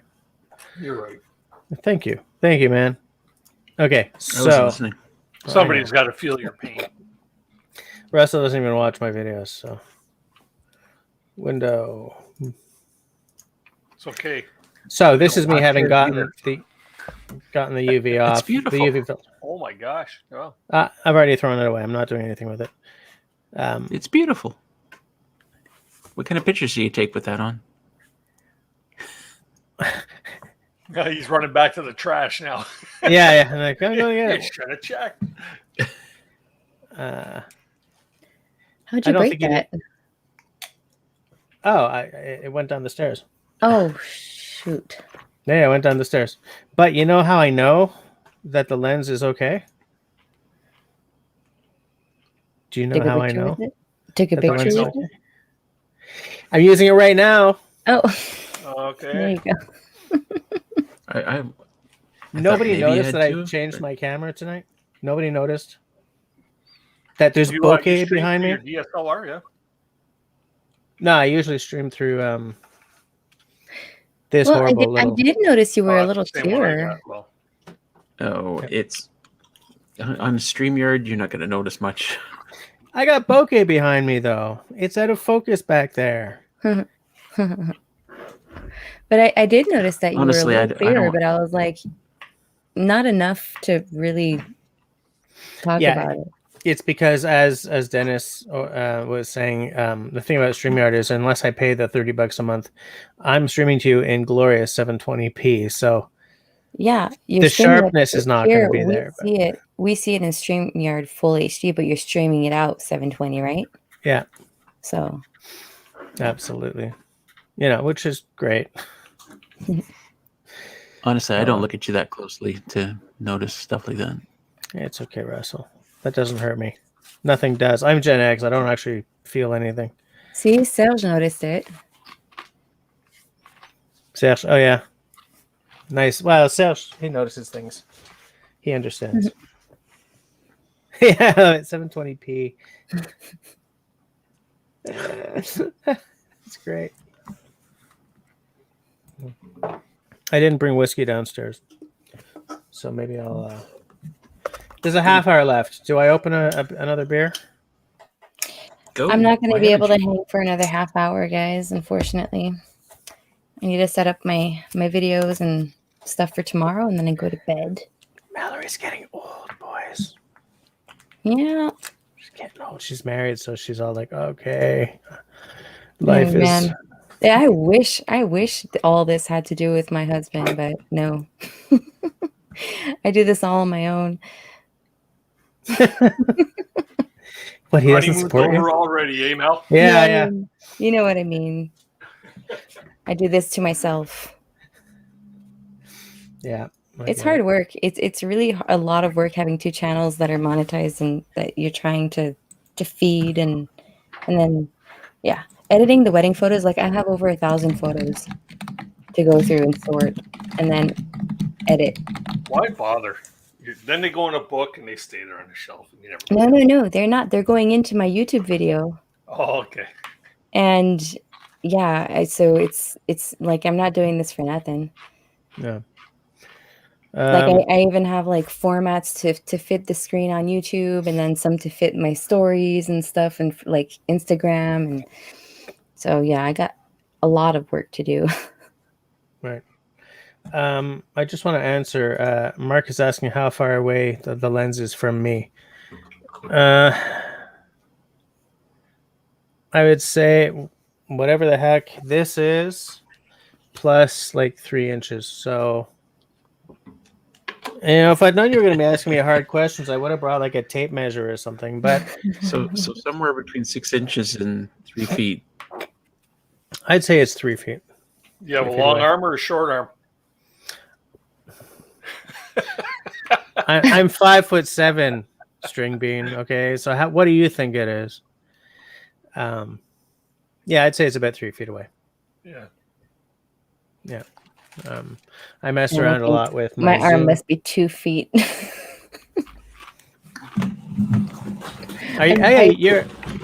You're a little shorty, right? I'm 5 feet. Yeah, I'm 5 feet tall. I would like you to know that my 10-year-old daughter is exactly 5 feet tall right now as well. That's All right, Russell. amazing. I see what you're doing. See what you're doing, Russell. But what's nice is that I don't know where to go from here. 30 centimeters back. From here, you can only go up, Russell. You can only go up. But what's nice is that the camera it's a good 5 inches further back than this stupid thing. Okay, is everyone showing off their measuring stuff now? You got to rub it in my face in it that I don't have anything? 26 inches. Yes, I'm What's still imperial. Well, you're old enough to make that case. I was born the year that Canada went metric, so I would have no real excuse for. Kat, what video are you talking about? I'm looking at that too. Except that I just lost. Okay, and Ian the Weblore says, "Open the beer, Jess. I'll wait until Russell gets back, and then I'll go and get a beer for the last half hour." Oh, Russell's showing off all the. Oh, you guys. Okay, I'll be right back with beer. Russell, what video was Kat talking about? He's getting that some she joined angulation in? going in there.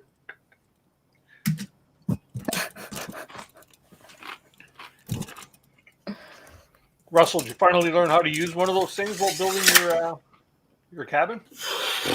Oh, hell no. I just fake it.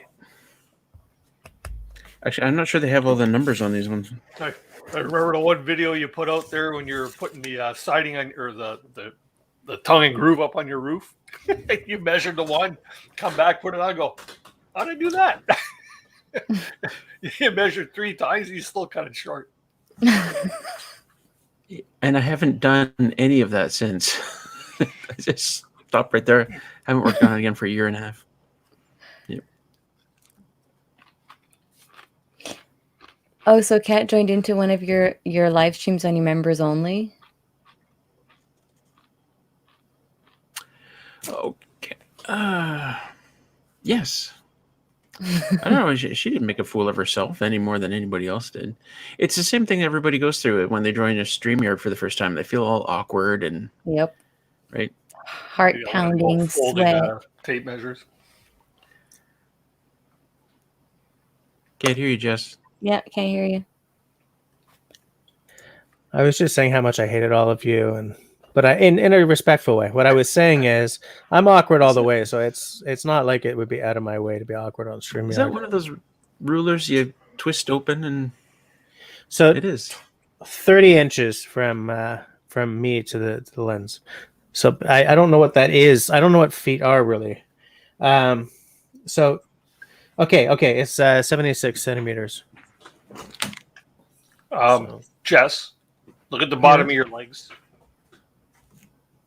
Look at the bottom Why? of your legs. Yes. Those are what feet are.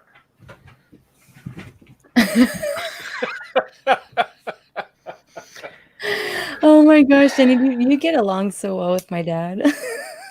Oh my gosh, you guys have the I'm same working sense on of humor. my dad jokes for my grandson, right? So Yeah, same sense of humor.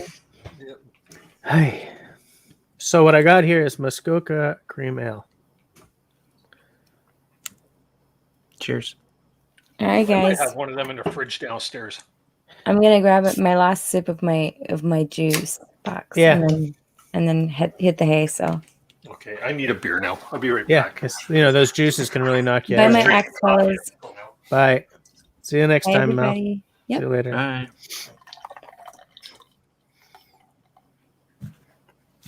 Getting married made our girl Mel get old. Ah, look, I'm blowing the pour on that. I'm just gonna let it sit I there. think she's letting herself go now.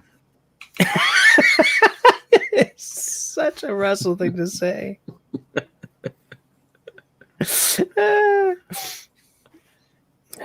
Maybe she's not still watching. I hope she is. Otherwise, we're suddenly talking behind her back. Okay, let's just stop because now it feels all I'm disrespectful. okay with that. I know you are. I'm okay but with that too.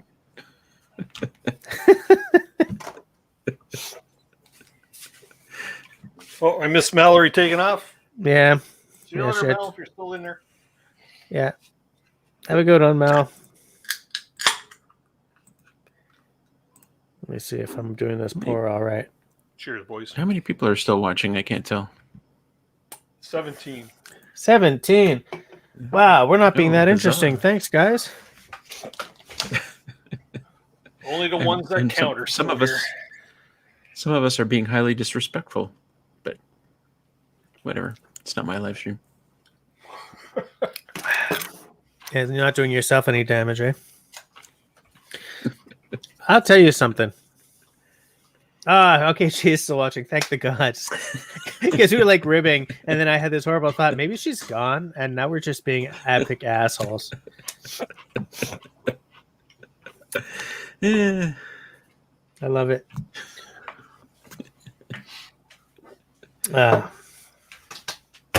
Okay, this is not the Who's that? best cream ale in the world. That's Mrs. Canoe Hound, she mentioned. Yeah. Hi. She's checking in on me. Did the hand thing, eh? Yeah. It's no worse than my rubber chicken. Yeah. I haven't seen that chicken in a while there, Dennis. Love you. What's that? I haven't seen that chicken in a while. Yeah. Well, usually ends up on my desk when my step grandson. I'll call my other grandson shows up because he grabs it and he runs around the house squeaking it all over the place, right? So it ends up down here and then it ends up making an appearance on screen. Right. You know, when you said checking in, I still can't hear the checking in without thinking about Scrambled Dough. You remember him? Oh yeah. I once asked my daughter, Camille, because there was no Clemence yet when I asked her this, who her favorite bushcraft YouTuber is.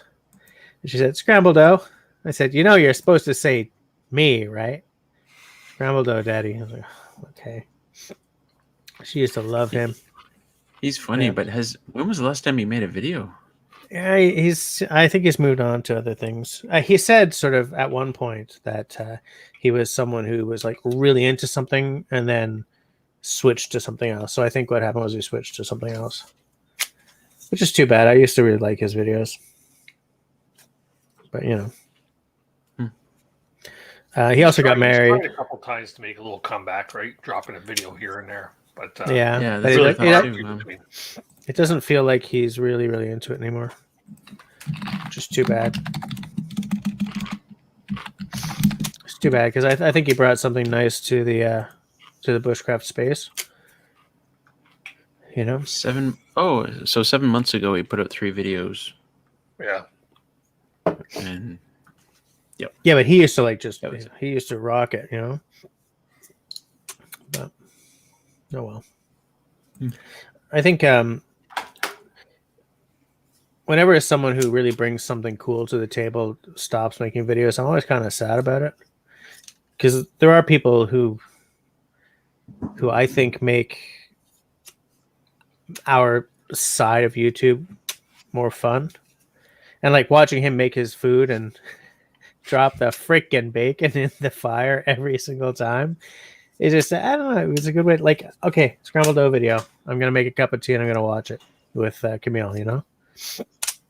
Good night there, LT. Oh, yeah, good night, LT. Oh, Have a good one. Good night, LT. Yeah. Can you get rid of that comment below there?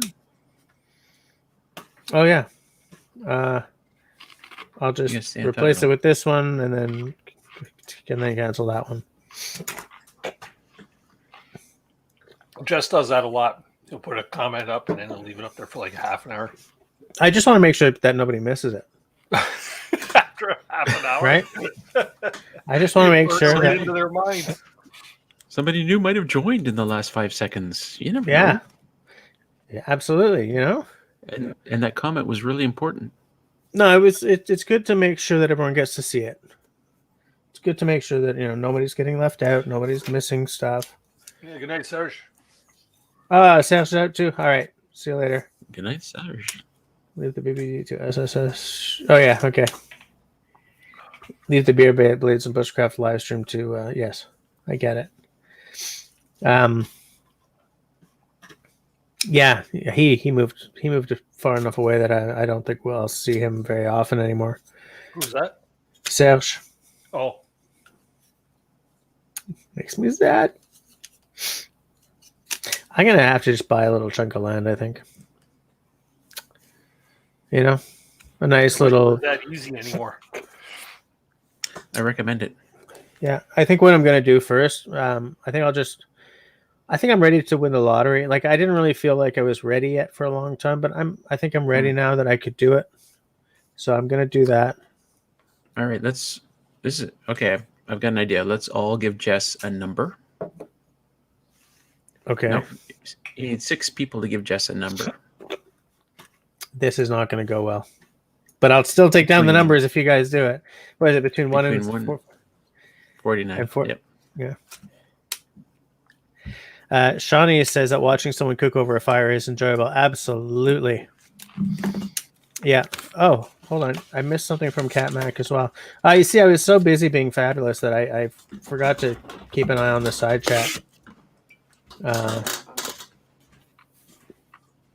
So Shawnee said watching someone cook over a fire is enjoyable, and I absolutely agree. Best way to cook. I love doing it. I love watching it.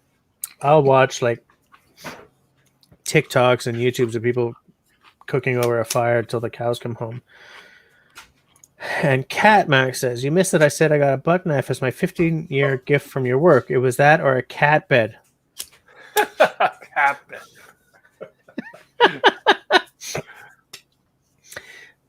So a lot of cat ladies at work, Cat Mac.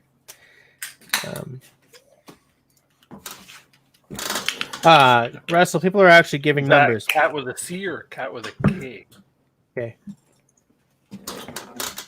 Cat bed or a cat bed? Oh, I see what you're saying. Yeah. Yeah, it was a cat bed with a C. Oh crap! Shawnee took my number. Ha! You snooze, you lose, bucko. Hey, have you guys ever seen The Adventures of Buckaroo Banzai? Why am I even asking about this? I have a couple times. You have a couple of times? Hey, Tyler's here. Tyler, you missed a terrific... Oh, okay, that's a good one. Oh wait, sorry, that's not my number. Shit, I written it. It's okay, you have time No, to change no. the number. It's not like we're locking this in.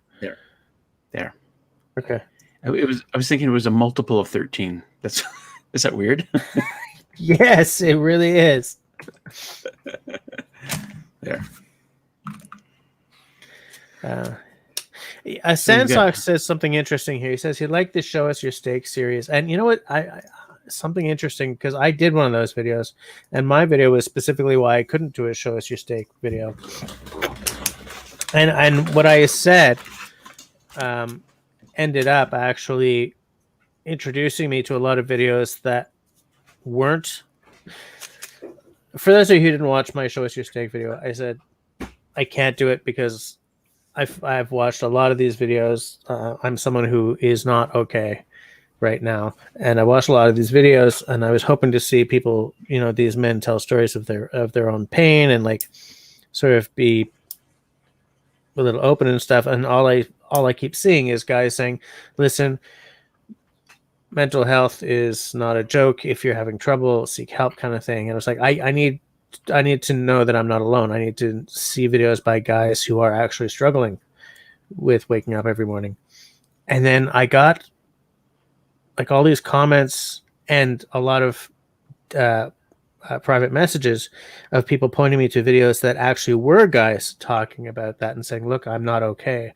And so making my video and complaining about this series showed me in the best way how wrong I was about the series. But I hadn't, and like, so I was wondering, what is the algorithm doing here? If all I'm getting is these videos where it's like, if you don't feel well, you got to look for help. And there are all these videos being made by guys who are literally, in trouble. The algorithm bites, dude. The algorithm really bites.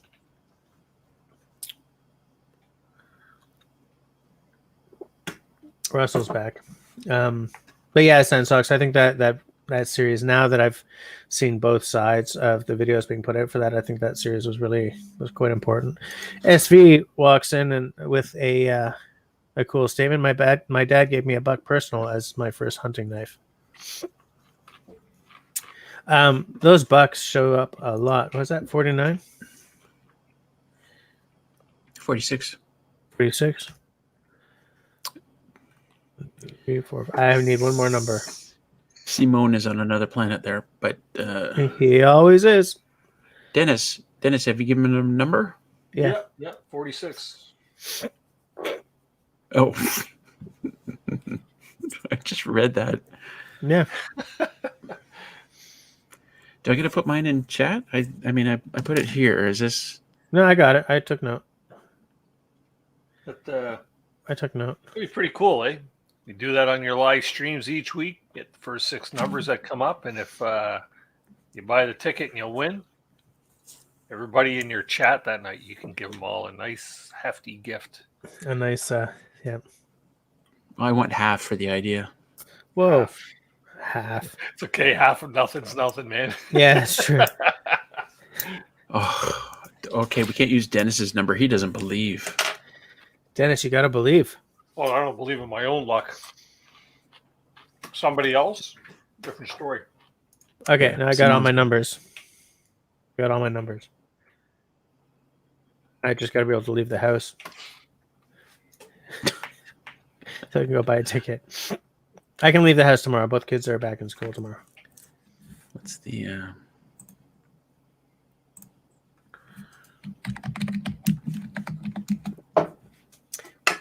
I think for a cream ale, like this is a pretty good beer, but for a cream ale, it's kind of disappointing. Is the Muskoka cream ale, the unfiltered cream ale? I drink it once in a while.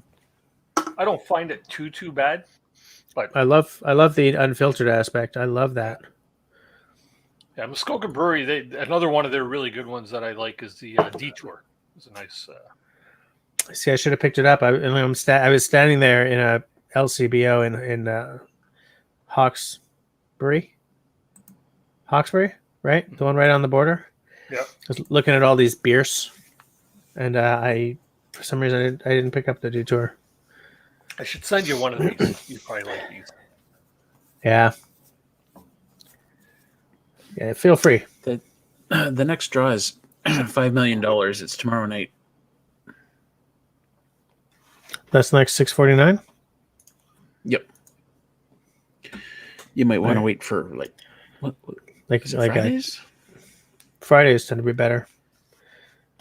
Look what I did, Russell. I left SV's comment up all night. I'll just take that down.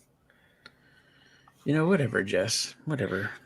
To get watching someone cook on fire fix, check out Chef's Table Season 1, Francis Malman. I will take note of that.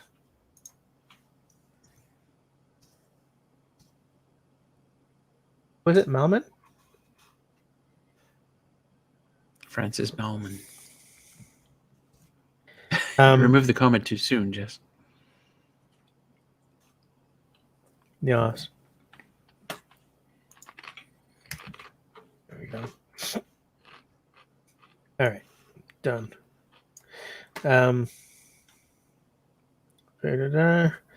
Okay, Shawnee's gonna check it out as well. Yeah. Charles says we have a lottery here in the Philippines. What does it max out at? I guess I wonder why lotteries exist. To give poor people hope. It's got to be something like that. I mean, I know historically lotteries have come about during times when there was a requirement for blah, blah, blah, but like what's... Oh, Cat Mac and we understand each other, I think. Like it's gambling, essentially. Legalized gambling. Well, in Quebec, gambling is legal. But I wonder sometimes why these things exist. Like in Ontario, the money you buy for the ticket goes into, I think, a housing fund for low-income employees, for low-income people. Whereas in Quebec, it just sort of disappears into the budget, right? Because I remember the head of Lotto Quebec being interviewed about 20 years ago, and they brought that up, how, in Ontario, there's a trust fund or some damn thing. And they said, so what happens when, with the money people spend on the tickets here in Quebec? And he says, the money goes where it's supposed to go. I was like, wow. Check that guy's pockets. Yeah, that's for damn sure. I mean, not to be totally Quebecois about it, but the money, it goes where don't worry. Don't worry your pretty little head. Like, I guess I hear that. Yeah, trust me. Famous last words. Yeah. Wow. But yeah, I sometimes wonder. I almost never buy tickets. I buy tickets like maybe 3 times a year, just when I'm, when I really feel that I need more feelings of soul crushing defeat, I'll buy a ticket. But I wonder, like, why does this exist? You know, because there are people who are way under the poverty line who spend a lot of money, like, with this crap every week. It's, to me, it's fun to daydream. I agree. I get it. I don't ever buy a ticket expecting to actually win, and then buy a chunk of land. I mean, it's all about. There are those of us who think, oh, it'd be fun to daydream, be fun to win, whatever. And then there's people like, I have to win the lottery or my life is in ruins. I have to win the lottery to fix all this shit. Yeah, I get you. Oh, interesting. Okay, so what I was saying about there being need and stuff, like Charles says, in Georgia, the lottery went to education, and in Michigan, it also goes towards the school system. So nice. Which is what I'm saying. Like when the guy was being interviewed, and had they mentioned like in Ontario, it goes towards housing or something. I think. I mean, we're talking 20 years ago, so I may not be remembering it right, but.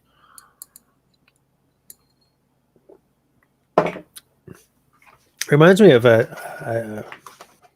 don't know if it was a TED Talk or an interview I saw once, or maybe it was an article talking about how it was with a professional hunter in South Africa, and saying how, like, you can complain as much as you want about the cheetah hunt, but without the big bucks that come from essentially Western tourists coming to shoot animals, there would be no money to pay for the wardens, because like 100% of the park monies come from the expenditures of, like, first of all, the hunting permits are expensive, you're staying at a lodge in the park kind of thing, and that without the money that went into hunting these animals, they would have no wardens, they would have no infrastructure, they would have no parks. So these animals would just disappear, into poachers' vans, kind of thing. I think about this kind of crap. Like, where does the money go from X? Where does the money come from for Y? Is it bad to hunt cheetahs if that's if the money you spend on that hunting trip is the only way they're that country is paying for its park wardens or its wildlife, it's a wild fish and wildlife officers, but in Tanzania or whatever. It's an interesting question, because, like, I don't know what the cheetah population is. I don't know if are they endangered or are they not. Is it kind of fine to hunt them? Whereas here in Ontario, I know it's absolutely fine to hunt deer. If we didn't hunt them, there'd be a huge problem. Yeah. But people in Africa are like might see me and go, "Oh my God, you can hunt deer!" Like, that must be terrible. Like, no, they're delicious. I'm just saying, delicious. But yeah, I get what you're saying. It's like, that's what it's okay to hunt them. They're delicious. They're a renewable resource. Okay. Interesting thing Chris Garland said. In Ontario, my $20 lasts less than 5 minutes. At the Montreal casino, it lasted over an hour, and I left with $2 more than I started with. Spent a whole lot more on lunch and bevies by staying longer. Wow. That's why in Ontario I don't go to, like, I live close to Niagara Falls. I don't go to the casinos around there, because you go in there and you're in there 5 minutes and you lose $100 in a 25-cent slot machine, right? They have no payouts. So what? I don't get that. Why is it different in Ontario?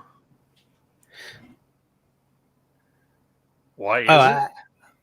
Yeah. I don't think he means necessarily at the casino. But can I just say one thing? And I don't think I'll be pissing anyone off. Niagara Falls.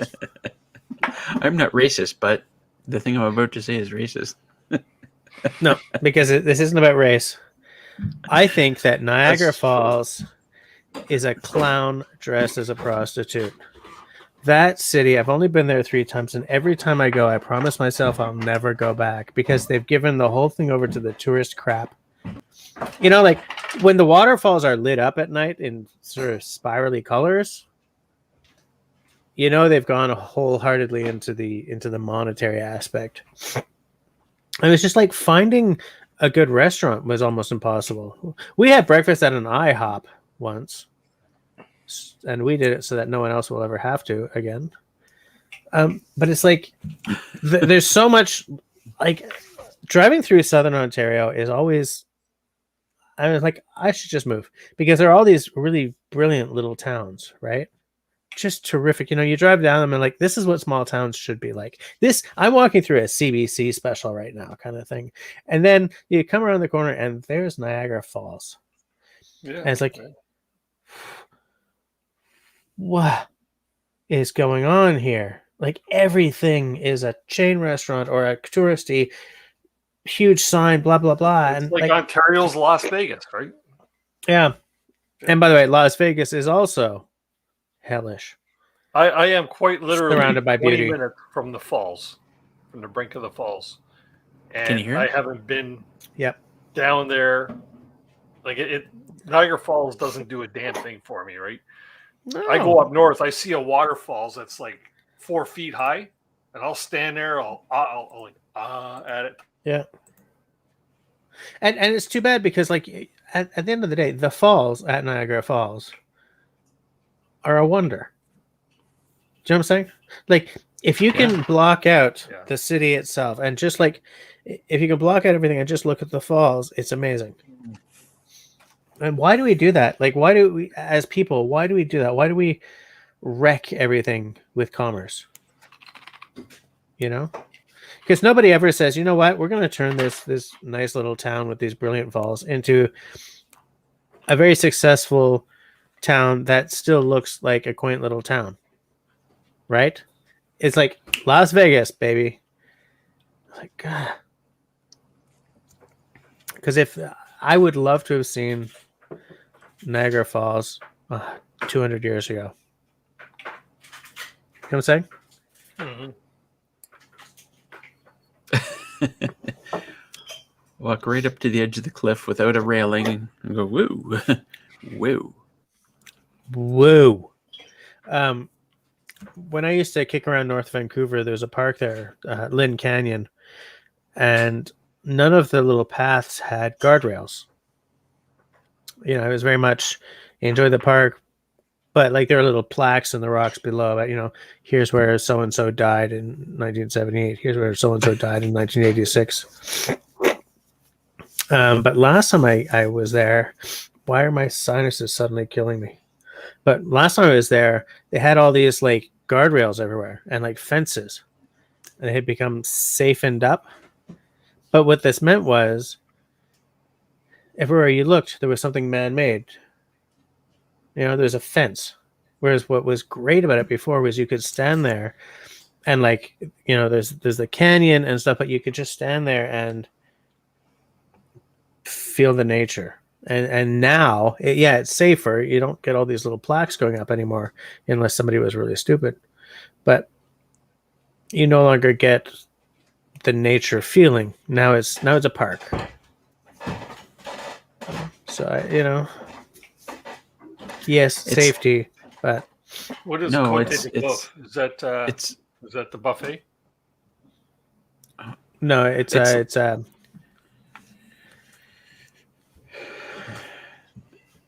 Jess, it's I want to hear what Russell has to say. lawsuit culture is why that happened, We're a litigious world. right? You ever drive through Florida and like every single billboard is, have you had an accident? Call this law firm. Yeah. Injured in a car? Call this law firm. Fall on your face walking into the grocery store? Call this. It's like every single billboard in Florida is like that. Yeah. You know, It's the getting to be liability like these that in days. Ontario. Driving up around Huntsville, is. there's some lawyer up there. He's got his face on like 10 billboards in a row. Yeah, that's true. Dennis, Côte de Boeuf is beef rib. Beef rib? Beef rib. Okay. Yeah. Yeah, Mark. A lot of people went to the edge at Lynn Canyon and fell over. Absolutely.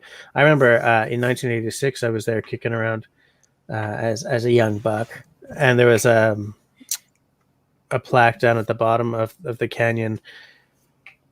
Some girl had been lying down there sunbathing, like prime of her life, like 17 years old or 18 years old or something, and she just got hit in the head by a falling rock. Done. Over. You know, I like Talk about getting the lottery. Holy crap. yeah, but you know, not the good one. But you know, with stuff like that in these spaces, it's always a balancing act, right? Someone's going to die this year versus what we have to do to make it safer for the body makes it more perilous for the soul. Do you know what I'm saying? Like, as someone who hits the woods so he doesn't have to spend money on therapy, you know, a lot of the stuff that makes these places safer, less accident prone, they don't soothe the soul as much, because then you can't look somewhere and not see a fence in your way, right? You can't enjoy the. I don't even really know what I'm trying to say, because I don't want it to make it sound like you're tricking yourself into thinking you're surrounded by nothing but nature. But there is value in looking this way and only seeing the nature, even if there's like a path just there and someone on a mountain bike just there. Like I like to just look at the scenery, you know. It's a scale, actually. It's a scale from here to here, whereas way down here, you're kind of in the lower end, right? Way down here, there's like, I saw a footprint. This ruined the whole experience for me, right? Yeah. Whereas way up here, I was like, there are fences and there's guide rails and there's like plaques up. I can't even see the scenery because there's a plaque explaining what I'm seeing, and you know, you're somewhere on that thing. Yeah. On the scale, on the spectrum. I'm on the spectrum, guys. Just you got to come out here, because we're on the low end of that scale down here. I gotta find a way to get out there. Gotta take a trip. Yeah, it's funny where at this point we used to play the festival gig in Alberta, out near Nordegg. It was at the Thompson Resort, which was essentially a campsite. And it's on Abraham Lake in Alberta, sort of near Nordegg. And here's the thing: Abraham Lake is stunning and beautiful, and it looks like all glacier fed and everything, and it's frigid. But it's completely man-made. Like it was created when they blocked off one end in 1972, which is the same year I was born, and it looks like one of those Rocky Mountain lakes. Like you cannot tell that this is a man-made lake. And it's crazy to think that we just engineer the world to that extent. We create lakes.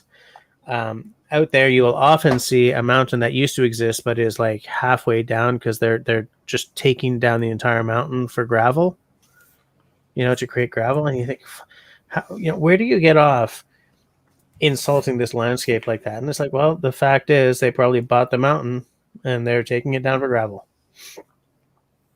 It's like we do that. We come into an area and we change everything in permanent ways. I've said this for a while now. At some point in our future, and it won't be long in our future, if you want to experience like nature, there will be specific areas where you can go, and it'll be like, this is nature, and there'll be like a path through it, and there'll be like rope lines along. You can't leave the path, and like, absolutely. Oh, look, there's a tree, and is that a bird? Is that real? I can't tell. It's not moving. People. There will be like hundreds of people winding along this path, and that's all nature will be. Right. Yeah, absolutely. Paradise and put up a parking lot. Yeah, I love it. Chris Garland is sort of going in the same headspace as you, Dennis. Sign everywhere, sign. Yeah. There was lyrics in that song that said, You got to have a membership card to get inside, and I always thought it was actually you got to have a letter from God to get inside. And I thought, wow, that's exclusive. That's really hard to get into. That's like a guest list that's 4 names long, right? Holy crap. How do you get a letter from God? This was when I was much younger. I believed it. I was like, holy, is there something I don't know about life? Yeah. Yeah.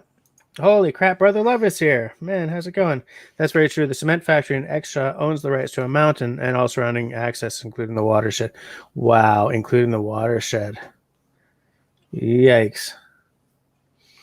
Yeah. Wow. And it's crazy, you know, like we just like at one point it feels that at one point, you know, selling off the rights and natural resources meant the trees on the land.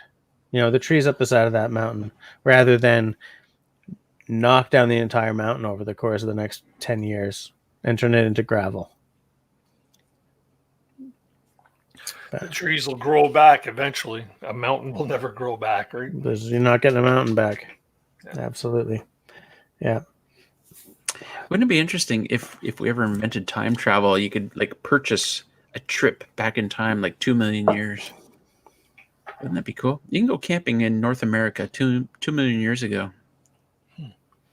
Yeah. That'd be something. Yeah, it really would be.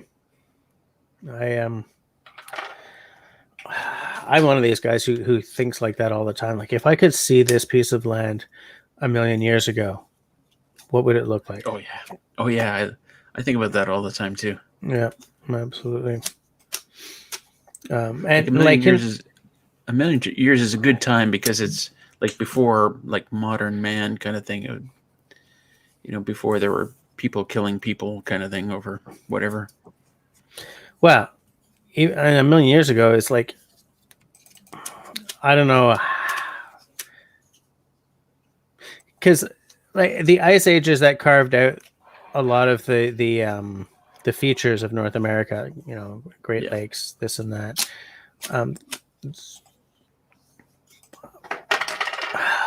How do I even put this together? Like, wouldn't it be cool to see what this place looked like before that?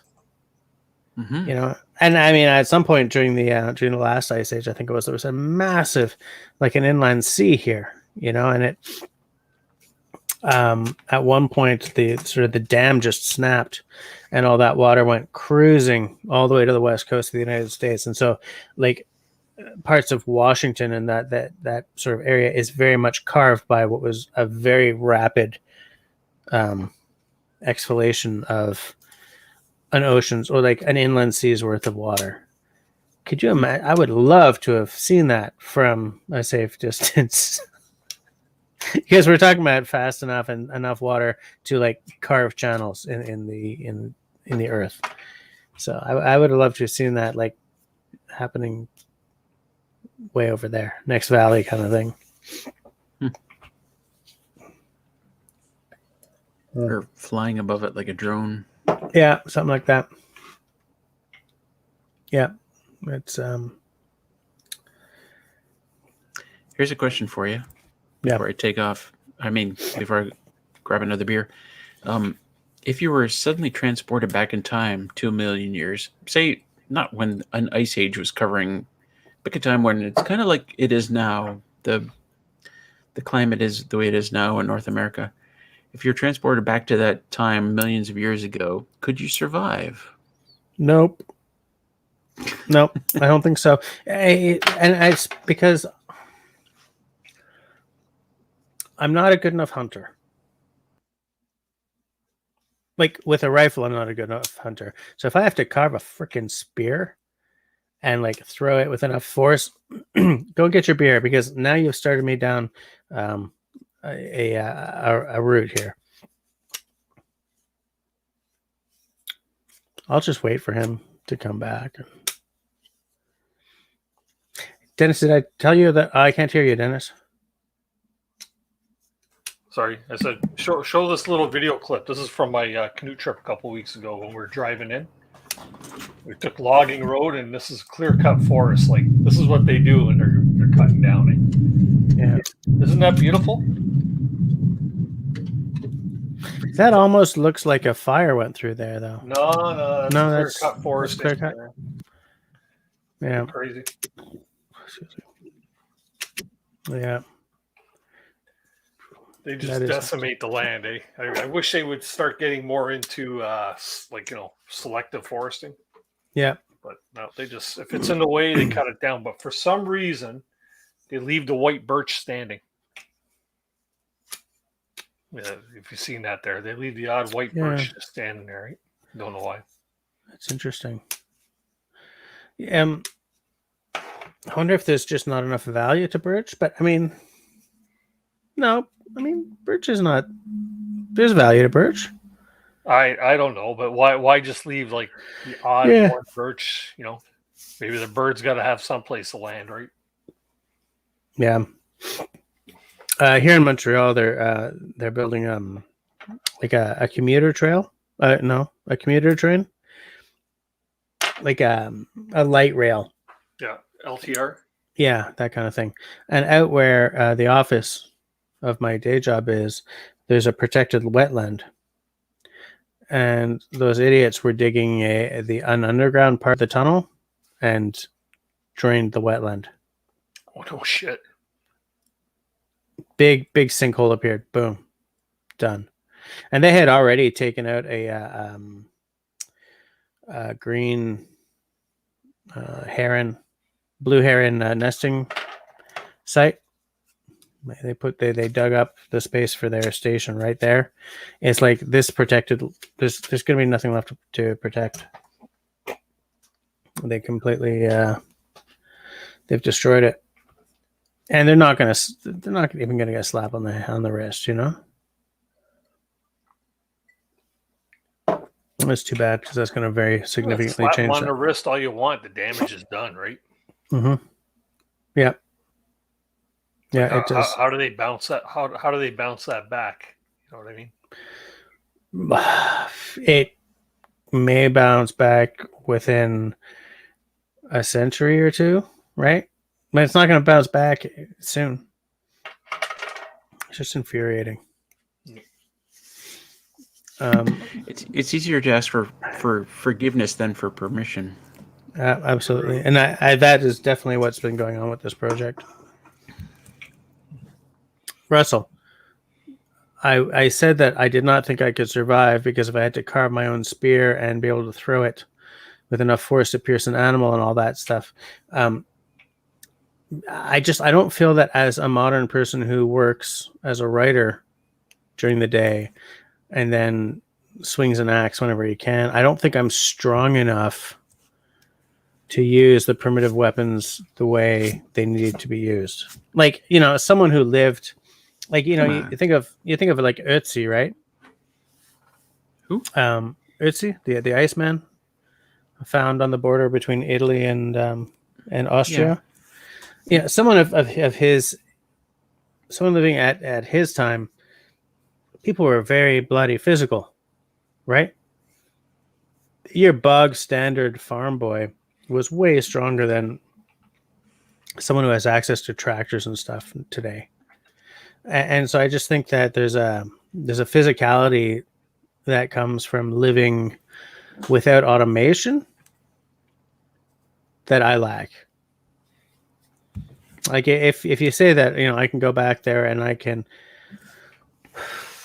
Well, I mean, if I can like flint knap a spear point or something. But you're like so much more knowledgeable than people back then. Is like surely that's an advantage. Do you think it? Do you think it would offset it though? Do you think it's enough?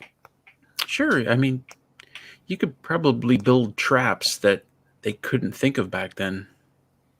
Maybe. Oh, SV is out of here. Says, have a great night, all. Pea soup. Good night, Flintlock.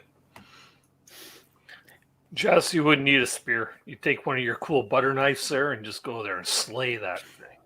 Just get up nice and close and then right around the throat. That's right? all. Yeah. Yeah. Just done. Yeah. Yeah, I mean, Cat Mac says something interesting. None of us will survive long without the grid. I mean, except for Russell, I guess. But and it sort of hits at what I'm talking about, how we, like, at what point do the mod cons stop being like comfort things and start being something that modern people need to sort of survive? You know, we live in a world where there's a movement to declare, you know, online access a human right, kind of thing, because of, not because of the YouTubing, but because of how you need that in order to get a job and this and that. You know, like how different a world is that from even 400 years ago, where, you know, you got up at 4 a.m. to get out there and, you know, dig trenches for the, not dig trenches, but, you know, like, Yep. your garden Like was, yeah, like farming, farming. right? Yeah. You and a pair of oxen and stuff like that, and how much stronger. Well, they're in the fields People- cutting hay, right? Or straw, Yeah. and then collecting it. Oh yeah, it's serious stuff. Yeah, I would not want to arm wrestle a farmhand from 400 years ago. I kind of don't want to do it for arm wrestle a farmhand from today either. But Yeah, like, me too. you know, I think that there's a massive difference there. Sure. Just making sure we're not getting too far behind the side chat. I mean, we are over time at this point, but there are still 18 people hanging miraculously. I actually got a duck out here. All right, I'll see you I later. had a very early morning today, and I'm getting tired. Yeah, Good I to know see where you again, how you Dennis. feel. Yeah, See you you too, later. Russell. Jess, thanks for having me on the stream tonight. Everybody in the chat, thanks very much, and we'll catch y'all later. Sure thing. Hopefully, we'll Sleep. see y'all next Tuesday on the season premiere of Newtown's Outdoor Adventure Show. Yeah. I will do my damnedest to Wait, not. Dennis, who's your first guest? Probably just gonna have a couple of the regulars on, but week 2 we got Les Strout, Survivor Man's going to be on the show. Yeah, awesome. So Yeah, I'll probably talk about that, Dennis, in my live stream. If you come into my live stream before that one, yeah. you know, and remind me, then I'll mention it. Okay. Yeah, well, I'll probably see you Friday night. I'll duck in there and say hello. You got City Girl down this week? Yep. Cool. She'll be Good there. stuff. We'll see you then. All right, good night, man. Hey, y'all. Sweet dreams. See ya. Bye bye. Well, yeah, that's the kind of thing that I think about like a lot. You know, if I'm not sort of thinking about Jupiter or something. Geez, I'm either going to think about Jupiter or going back in time a million years. Well, I mean, because I don't think you have to go back that far to get to a point where, you know, your run-of-the-mill person was a lot stronger than today's run-of-the-mill person. You know, you just have to take away some of the automation, right? Okay, I see what you're saying. Yeah.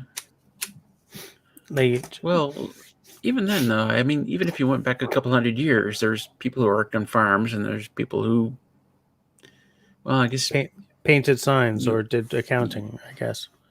you start to eliminate the middle class then, right? Yeah, if you go back to like people 400, who- People who worked and people who did not. yeah, because at one point there was no middle class, right? There were serfs and there were nobles, and then you had a middle class. Yeah. However, I mean, you are far. I mean, the average person today is far more educated than back then as well. Yeah, like problem solving. I don't know. It's hard to. I don't know. Like I sort of go in logical circles about this kind of stuff, right? Like, you know how we have this image of people living 1,000 years ago or 2,000 years ago as being primitive, and their stuff is being really sort of, you know, their implements being primitive and stuff. And then you look at how exact a Roman column was, even though they were made of discs of stone. And you think, what am I thinking here? You know, not having computers does not mean your stuff is all half baked. Yeah, but way back then, there's like, a handful of people in the city who could do stuff like that. Whereas now it's like, my God, if you're educated to grade 12, you're probably well on the way to doing stuff and thinking about how to design stuff. Yeah, I mean, it's Yeah, exactly. Like we have benefits and they had benefits, and I think it would be interesting to see which benefits outweigh the others. You know, like for even just someone who thinks that the gods are angry or God is angry and that's why they have the Black Death versus us knowing, okay, hygiene, disinfection, Rats. we're going to be okay. Yeah. Rats, I mean, they may be able to plow a field a lot faster than I could, but at least I would know how to disinfect a knife before digging a splinter out or something. Well, even knowing how to set a broken bone, Yeah. They didn't know that way back then. We know that now. Yeah, absolutely. Absolutely. Well, I mean, could I set a broken bone? Maybe. I certainly know how to make a splint. Yeah. Yeah, I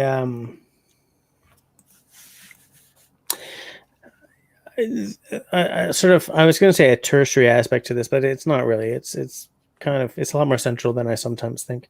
Is like what did the world smell like back then?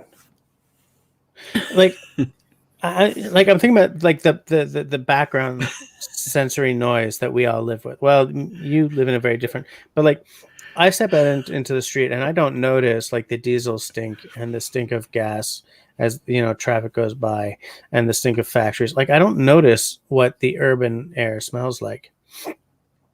But I step into the forest and think, hell yes, right? You take a great big breath and you think, wow.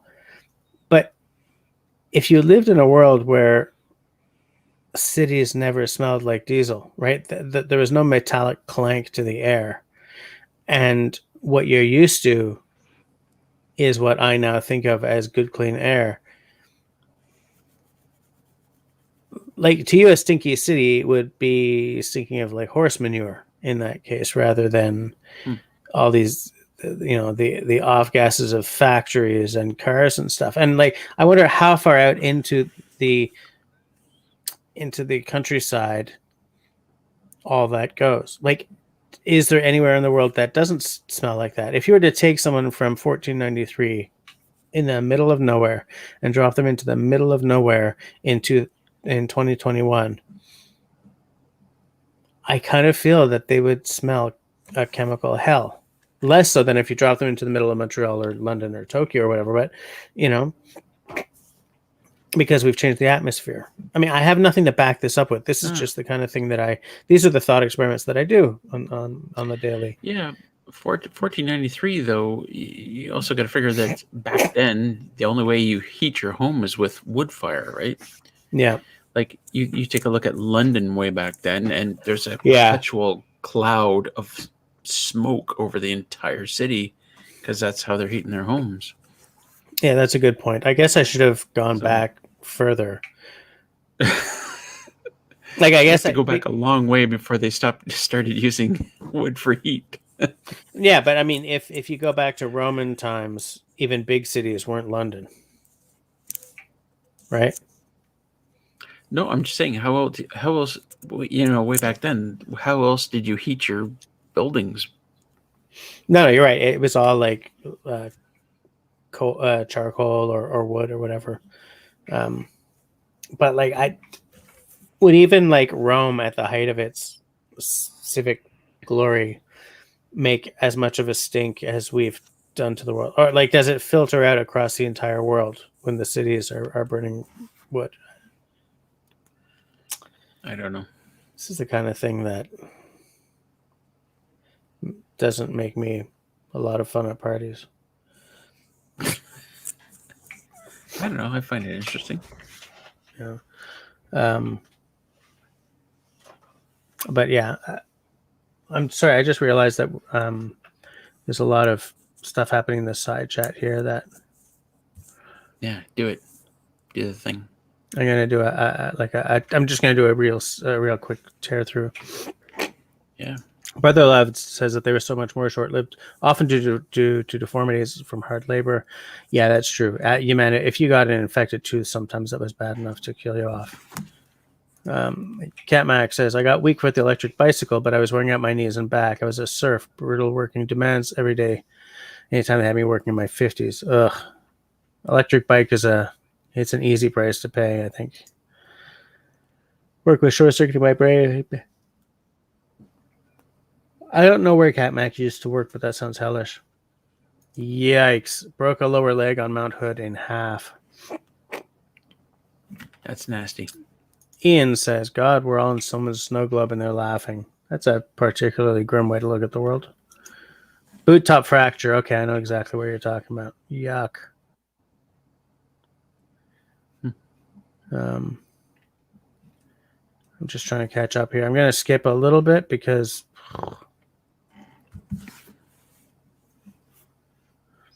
I don't know what to do here. Well, Cliff loves topics like this. At least somebody does. Oh, okay. So Shawnee's going for the fires, the bathhouses, the lack of sewer and garbage systems. Yeah, I know, but I mean, I feel that with world-spanning airplanes and shipping and traffic and factories and billions of people smoking, for God's sakes, and stuff, I feel that you probably can't get anywhere and get the same quality of air that you would have like a million years ago or 10,000 years ago or 30,000 years ago. You know what, just though, it's just different. I mean, people today, I mean, you can go in the forest and get like rotting vegetation smell and go, no, that's not that pleasant. Yeah. Sure. Yeah, and that's true, but it creates the background set against which you go through your day to day. You know?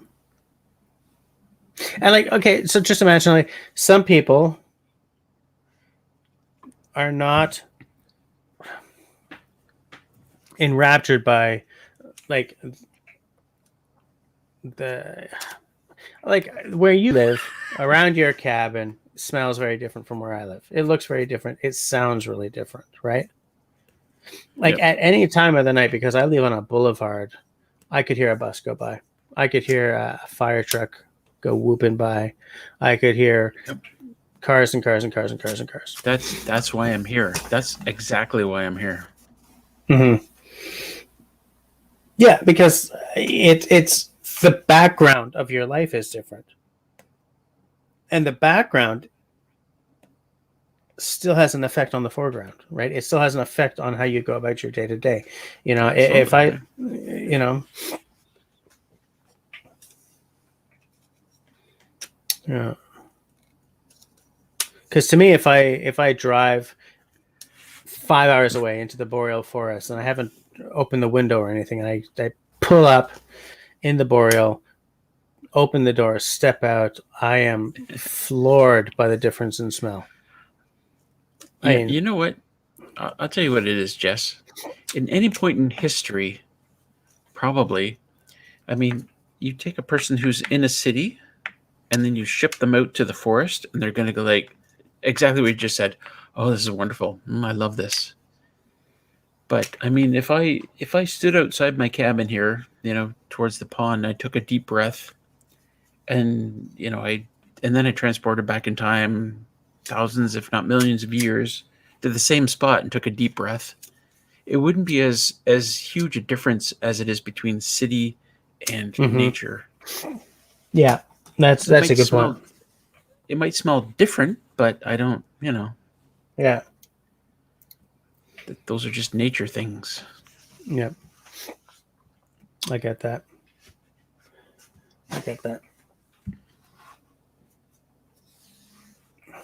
I would love to. I'm more curious about like how would I survive if I transported back in time 2 million years to this exact same spot? I'm more interested in stuff like that. Well, The nice thing about a million years ago is you're not far enough back that the animals are all completely different. Like, there's clearly going to be a bunch of edible stuff around. You're not going to be hunting for dinosaurs or anything like weird like that. But yeah, I don't know. It would be like, I wonder what the median temperature is at that point. Are we coming off of a global freezing event, or are we coming off a global heating event? Right? What were the melon? What the hell are the cycles? The solar cycle was called Milankovitch cycles. Like, what are they doing at that time? A million years ago? Are we in a hot time? Or that's kind of outside the conversation. I mean, certainly the Earth went through cooling periods, and the Earth went through warming periods and crap. Yeah. Yeah, I know. It's just I could go so far down this rabbit hole that I would never be able to find my way back. You know? Oh, I believe it.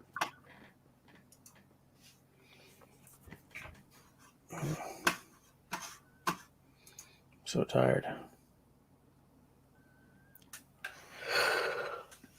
We're starting to lose viewers, so I think I'm gonna go make lunches for the girls for the morning, and yep. See you guys next week. So okay, we're gonna yes, okay. Cat Mac was going through exactly what I was talking about. I think they call it Milankovitch periods. So yeah, gonna shut her down here so that I can go make the kids lunch and then go to sleep, and Russell can go to sleep, and you guys can all go to sleep. So between now and next Tuesday, everyone, please stay safe, stay healthy, stay sane, and be kind to one another. Good night. Peace.